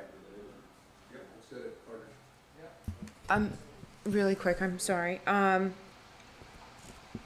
So Carter's we have listed as I. Are we skipping over H, G? Yeah, I'm not sure what F is. Yeah, H, Alice reminded me, we already did some stuff on the sound. That was more to ask the planning board to take a look. We put the restrictions on the ocean side. And Joanne, 2 years ago, mentioned doing something, and you reminded me, we Right. did take action on the sound side. So- back in, So yes. we don't need to discuss it anymore. Yeah. It's about, what's that? D, E, and F are, Punch list. yeah, just real quick on the punch list. These are issues that people brought up to me during the election. And what I would ask, the idea on this is that we talked about somebody making a list of stuff for us to consider. The stuff, the speed limit warning signs is the 35 that I thought we should put by the park. I'll try to follow back up with the people at Osprey, because they said they wanted that, but I haven't had anybody tell me that it's okay. I did talk to the captain, something like that's kind of a no-brainer. You just put up the little yellow sign there. Pickleball court was suggested to me that you could take one of the tennis courts and turn it into 2 pickleball courts. I went out there and looked at it, and we're gonna have to do stuff anyway. I'm just telling you, it's something that Parks and Rec should take a look at. And I can tell you from having the experience, people that live near pickleball courts hate them because they make too much noise.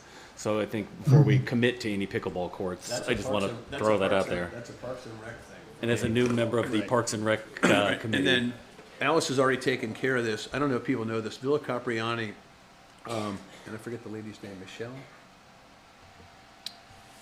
The lady that's doing that. Topsail used to have this artist type of thing up there, and then they sold the property. So Villa Capriani, it's not them hosting it, it's the individual that's hosting this, that they're gonna Correct. have this artist festival there at the villa and everything else. And you've already coordinated and they've got everything in place. Yes, they already have everything. They let us know the event, or they filed for actually a special event application, which wasn't required. So it's on all of our radars, but nothing further is required from the town at this time. They're If you've been to scheduled to Villa lately proceed. and you looked at their tennis courts, you know they're not building tennis courts back there again. It's completely open. And then, if we can, let's, Wait, I have to add real quick, because I've had citizens tell me on any of our vacant lots, you don't need a huge space, but they would really enjoy a dog park. That might get rid of some of the people off leash on the beach. And also, people are off leash. also, I've seen them.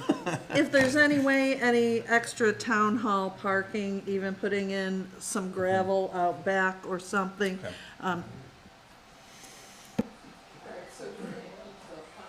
Mayor, we're gonna keep the punch list going. Just to Okay. keep track of what we've got. Got it.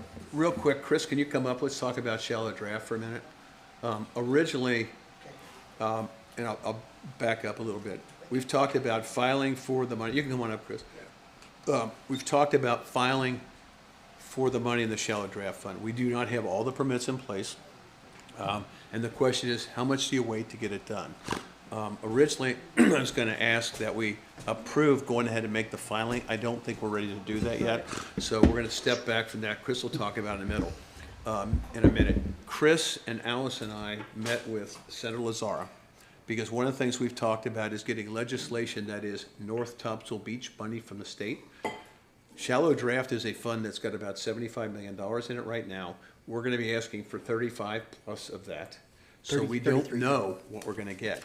So the backup plan, or the other plan, was to go ahead and see if we could get Lazzara to help us, okay, and to do some legislation. He seems open to it. The bad news is, he told us in that meeting, you're not going to get anything done because of how dysfunctional the legislature is until at least July. We can't wait till July to figure out if we're going to get money from the state. So the idea is to take a look at what we need to do to file for the shallow draft, to start finding what that money is, and then Kip, that falls right back into our financial forecasting. We don't know what they're going to give us, if anything.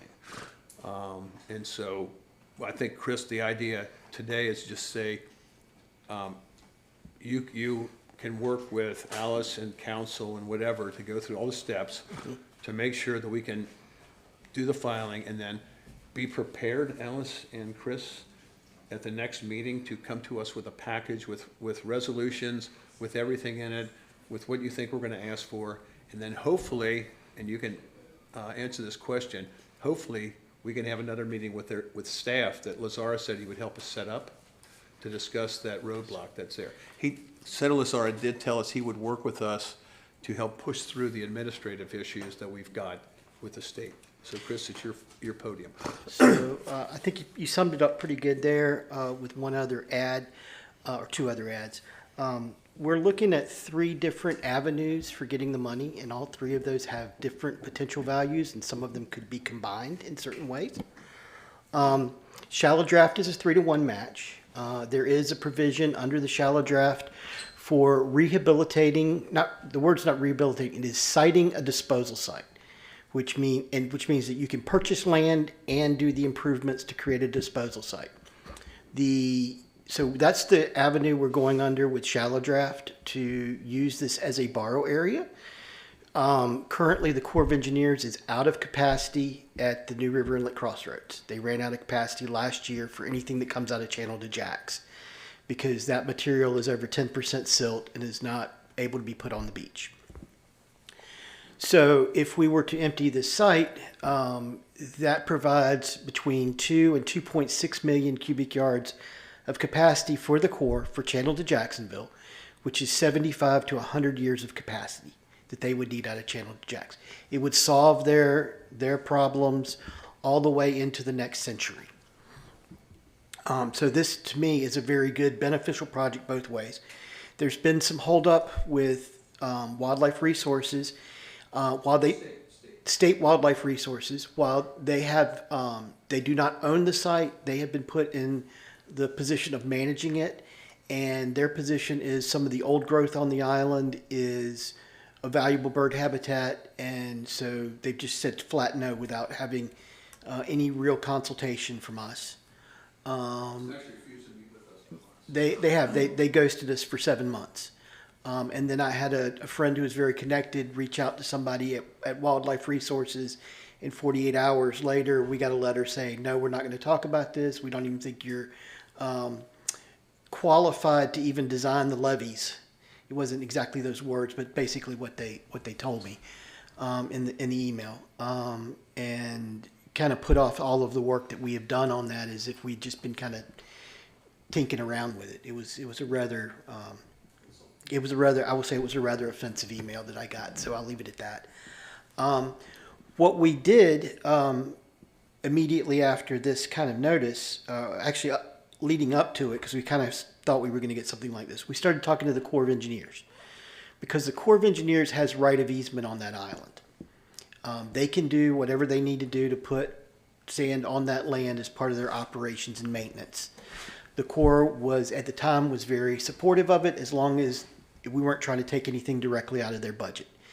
And we said, well, no, we're going to hand you a plan. Already, the plans and specs are already done. We're going to hand them over to you, and you can, bid this project out as work for others. And they were very supportive of that. Following down that line, TISPC, one of the things that they do is work with Rouser's office whenever there's a Water Resource Development Act bill coming up to look at things that we can do regulatory-wise or financial-wise. Speaking with Jack Best last week, who is his legislative liaison, the idea was brought up, well, why don't we see if we can get what would be now called a community block grant, but basically funding directed toward the Wilmington District Corps to rehabilitate DA 143 and get rid of all the sand on North Topsail Beach. He said, please put in a proposal for that to us, and to scope out the project. Tell them, so they've got ways to go to committee with this. Sounds like that's federal money. So this is totally different from the state monies that we're talking about. So we've got shallow draft as one avenue. We've got federal funding as another avenue, and the third funding that Mayor Grant mentioned was dedicated legislated funding through the state, which would come through the general fund or the beach fund, which is a separate thing, which isn't currently funded for 2026. That style funding would be at a 1-to-1 match. So we've got anywhere from 3-to-1, 1-to-1, 75% state funds, 50% state funds in another way, and then potentially up to 100% federal funds. The federal funds can be mixed and matched with the others, so we're looking at opportunities to get as much of this paid for by other people that will benefit from it. Having a value at both ends of the pipeline makes that a lot easier. If this were just getting rid of sand and dumping it offshore out of the disposal site, well, nobody wants to do that because that's not works, and the town wouldn't be supportive of that and financing it anyway. And likewise, the shallow draft would have nothing to do with it if it were just a beach project. So we try to use things at both ends of the pipe to make it beneficial to everybody and make it more reasonable for other folks to participate in this with you guys financially. My question for you, though, is if you can work with Alice, council, and everything, get resolutions, everything else, when you come back to us in February, I'm assuming you're also going to give us an update on those other things as well. Sure. Right? So what we'll do... I think what you're telling us is all the above. All of the above. So what we would like to do with y'all's, at least a direction to say, yes, we want you to do this. We are currently contracted to have a contract to do this kind of stuff as part of the permitting for the DA 143 project, is just to kind of direct us, hey, look, we want you to write the letters you need to write for all of these different financing reasons. And also we have not as yet, because we were talking to Lazar and see where that went, about setting up a meeting. At some point, we need to fire back a letter to Wildlife Resources saying we disagree with your position, but I don't want to do that without the town's direction. I don't want to just pick that one up and throw it at them. I would prefer the town tell me that's what they want and preferably put it on town letterhead. Okay, so I think for our purposes, we're just looking for direction to tell him to continue to pursue these things and come back to us. The other thing I forgot, what you just mentioned, is he already has within his contract, there's no more money we're spending than we've already allocated to this project. This is a continuation of this project. Larry? I'd like to make a motion. Okay. I'd make a motion that we as a board approve and authorize Chris Gibson of TI Coastal to put together all the facts and figures that he has to do to deal with the entities that we're looking towards to get the money to be able to use the DA 143 disposal site and in the fastest way that we can get the money. Do we need a motion, or is that a consensus then, council? It depends. If you're just looking for a sense of the board, then consensus is fine. If you'd like something a little more formal for the board to determine through a vote, they can I thought this do was that. already encompassed in our current agreement. It is. I just don't want to go, there's different things here where there are different tracks, and I don't want the town to go, I don't want them to take the shotgun approach if that's not the approach they want to take. If they want to be more focused and do Well, this as a. Right, but you also want to make sure that we're okay with you getting more aggressive and getting this stuff done. Yes. Well, I'm That's going what I to think. withdraw my motion. I believe that town manager is correct. I think that we as a Beach Inlet Sound Advisory Committee was given direction, and all we did with the board was determine, where the money and what it was going to cost us, and this is not going to cost us more either way. So I think that you're fine to just go forward to be able to get the monies the quickest we can, because the problem is, and everybody needs to understand it, if the wildlife continues to hold out on us, which was not, they were not even part of they weren't in play early on. But if they continue at the pace they're going, then we're going to be put off at least a year being able to make this thing happen. And I'm saying a year, but I mean because of the time frames with the turtle seasons and everything else of what we can do. So I think it's imperative that we try to get the money as quick as we can, and as long as it's not going to cost us more money to be able to get the money, then I think that he needs to just move forward to get that, and let's see what we do. I just didn't want to punch I'm sorry. Before you go on, I think what you're also asking, though, for is the board's support in these letters that you're gonna write. Yeah. And so, if you want that, I think it's perfectly fine for you as an agent for the board to say, you're gonna sign them, you're gonna get the mayor to sign them too, so that if you're sending them to outside agencies or whatever, they know right then you have the board's support and the mayor's point.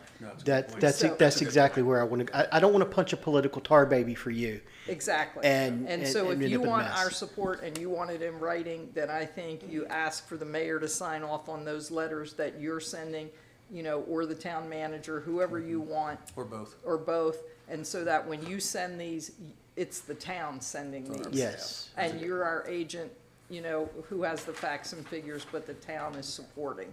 Yes, ma'am. I didn't want to take this on as a personal mission. There you go. All right, thanks, good. Chris. All right, Let's thank move you. to the clerk. Yes, Doug? they're with us. Thanks, Chris. Yeah. I assume we're not gonna see Doug. Well, he was there earlier. I think he's there. So just for clarification for the agenda, like you had said, items E, the planning retreat and the assignments, we have already done, so just for official. Doug, are you there? Your microphone's not on. He's muted. He can't hear you. Oh. Doug, are you there? There he is. I am. So this is what happens when you mess with the government. Look at him. Hey, Doug, how you doing? Good. My wife hit me with a frying pan because I So, complained. you heard our discussion a little bit about your history, and Connie had me talk about that again, about what you've done before. And you do a lot of these modeling and stuff, and so, if you could give us kind of a brief outline of what we're talking about in your services, appreciate it. Sure. Mr. Mayor, members of the board, and Manager Darian, thank you for letting us be on the call with you today. I think it may be helpful if I give you just a short background on what we've done in working with the town over time. We were hired in 2012 for the first time, and we have worked from that time period to this with at least 3 mayors, at least 3 managers, and of course, a board composition that has changed over time. And our basic focus when we began the process with the town was to work with respect to beach nourishment and capital and major project needs of the town. And in that time period, as has been mentioned by the mayor earlier, we've done more than one beach nourishment, the large project that was done with the USDA, the refunding of the USDA project, multiple loans that allowed us to have cash flow pending receipt from FEMA. And now I know we currently have, and of course, the project to build the new fire station, which we've discussed earlier in the meeting. So, but bottom line is we've been intimately involved primarily on the capital project planning, how you raise funds to pay for those major projects and capital items, and how they would fit overall into a strategic planning process. And so in our conversations with the town manager and with one conversation with the mayor, our submittal to you was to continue to work with you on planning with respect to capital and project budgets, how we obtain funds from the general fund to assist this. Is there adequate funds inside the beach and other funds to afford doing these things? And so I think we stand ready to work with you in looking at this. What we haven't proposed to you is to be your strategic planning consultant. I mean, and Doug, what you did for us before, I can't find that slide that you sent us that shows how much we saved. Remember the slide you put together? How much we saved in interest and all that kind of stuff by doing the refinancing, by doing that, and then finding out the secret agreement that we couldn't do beach projects until we paid it off. That was an interesting find. So. Well, that was the $16 million project that the USDA loaned money on for a long time period. And that is correct. The LGC, by approving of that, did not allow the town to do another project until that one was paid off. So thankfully, all of that got managed through the process of refinancing the USDA loan and putting y'all in a much more favorable position financially inside the beach operation. And of course, the dollars that were necessarily come out of the general fund to help in that effort as well. Now, I also understand, Mr. Mayor and Manager, that we're looking at another significant sized beach project, which has been discussed in this meeting today as well, and how we put together a potential more than one source of funds to get that done, and how we get that done within the various time schedules that are available environmentally and for other reasons. And so I think there's going to be some short-term needs that need to be accomplished rather quickly, like the beach project. And I'll give you an example with that.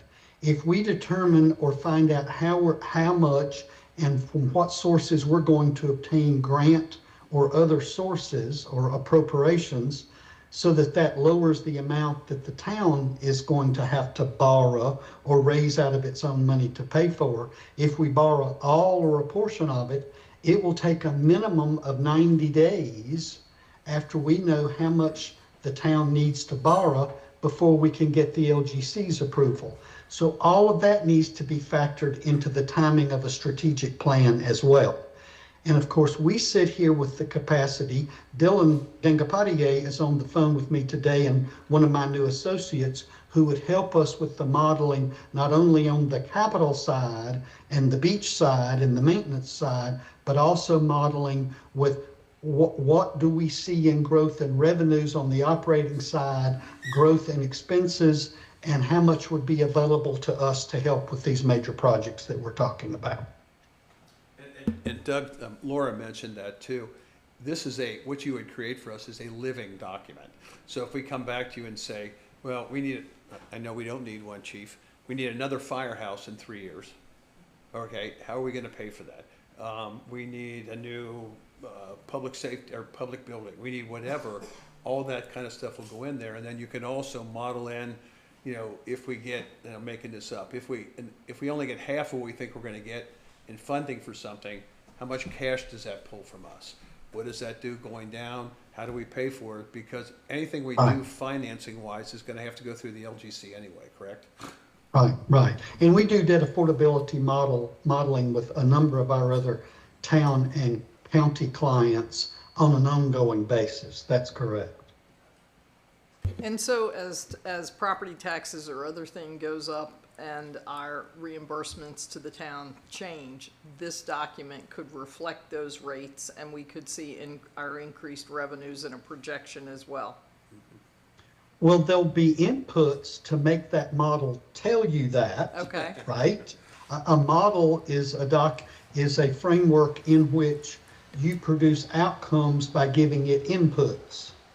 And so we'll need to work through on the debt side and the major project side of how you raise capital to pay for these things. We have fully done that for you in the past in multiple contracts we've had with you. For the more operational side of the town and the annual operating budgets, that model can be developed, but the inputs to that model and what it will look like will largely come from town staff. I think we have that model, the operating budget model now based on something that was developed last year by our third-party accounting Perfect. firm. Yeah. Perfect. I have not seen that. I'm glad to hear that. Any other So discussions? we would assist in merging the more capital-oriented side, the use of excess funds out of the operations, the taxes and other revenues we dedicate to the beach purposes, which are such a significant part of the town's, well, let's face it, it's your economy. So we've got to maintain those. So we would interface our more capital and major project-oriented models together with your presently existing budget model developed by your prior consultant. Okay. Any other discussion? Can I get a motion to approve the contract with them? I make a motion to approve the budget amendment 2026-2631 and contract award ordinance 26-26.32 as presented. Do I hear a second? Second. All in favor? Aye. All opposed? All right. Open forum. Alexis? Oh, Doug? Doug, thank you. Yes, sir. Yes, sir. Thank you. Yeah. And Alice will be talking about timing and that sort of thing soon. So thank you. Yes, I'll be in touch, if not this afternoon, tomorrow morning. Okay, very Follow good. up. Thank you. There were no signups for the second public forum.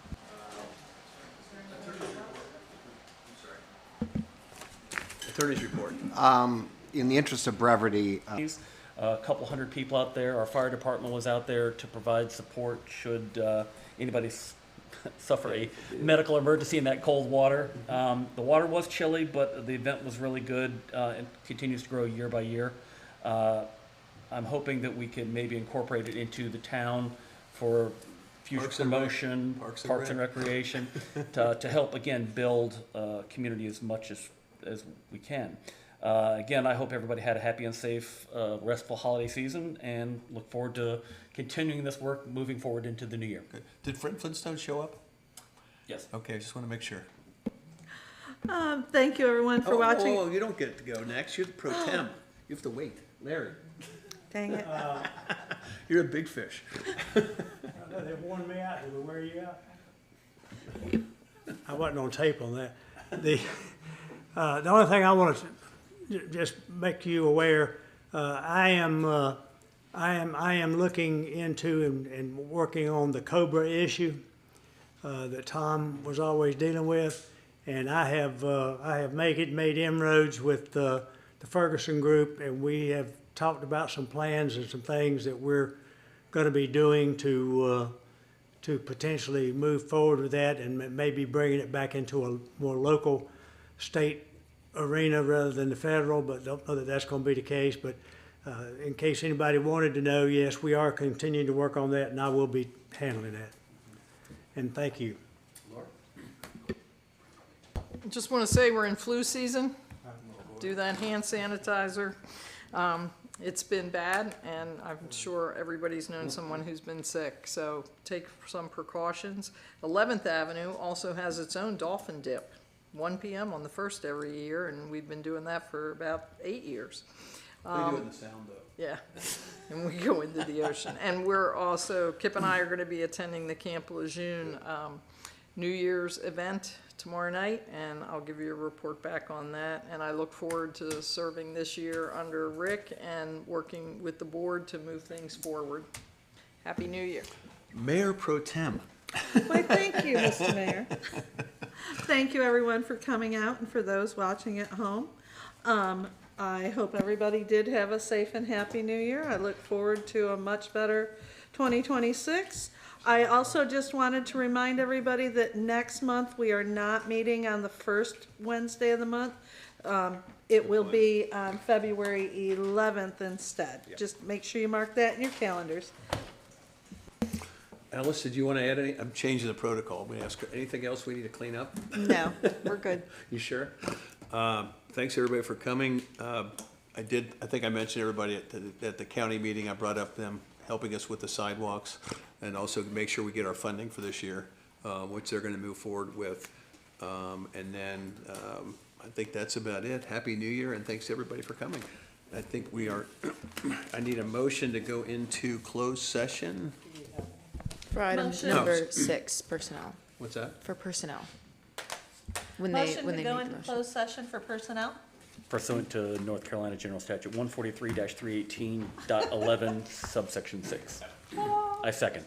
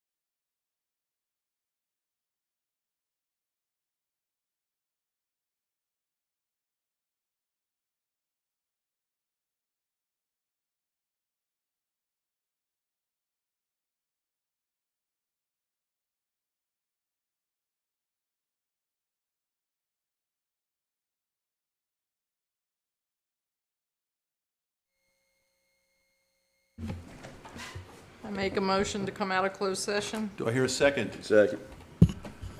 All in favor? Aye. No action was taken in, I couldn't see him over there. Yes, no action was taken in closed session. Can I have a motion to adjourn? So moved. Do I hear a second? Second. All in favor? Aye.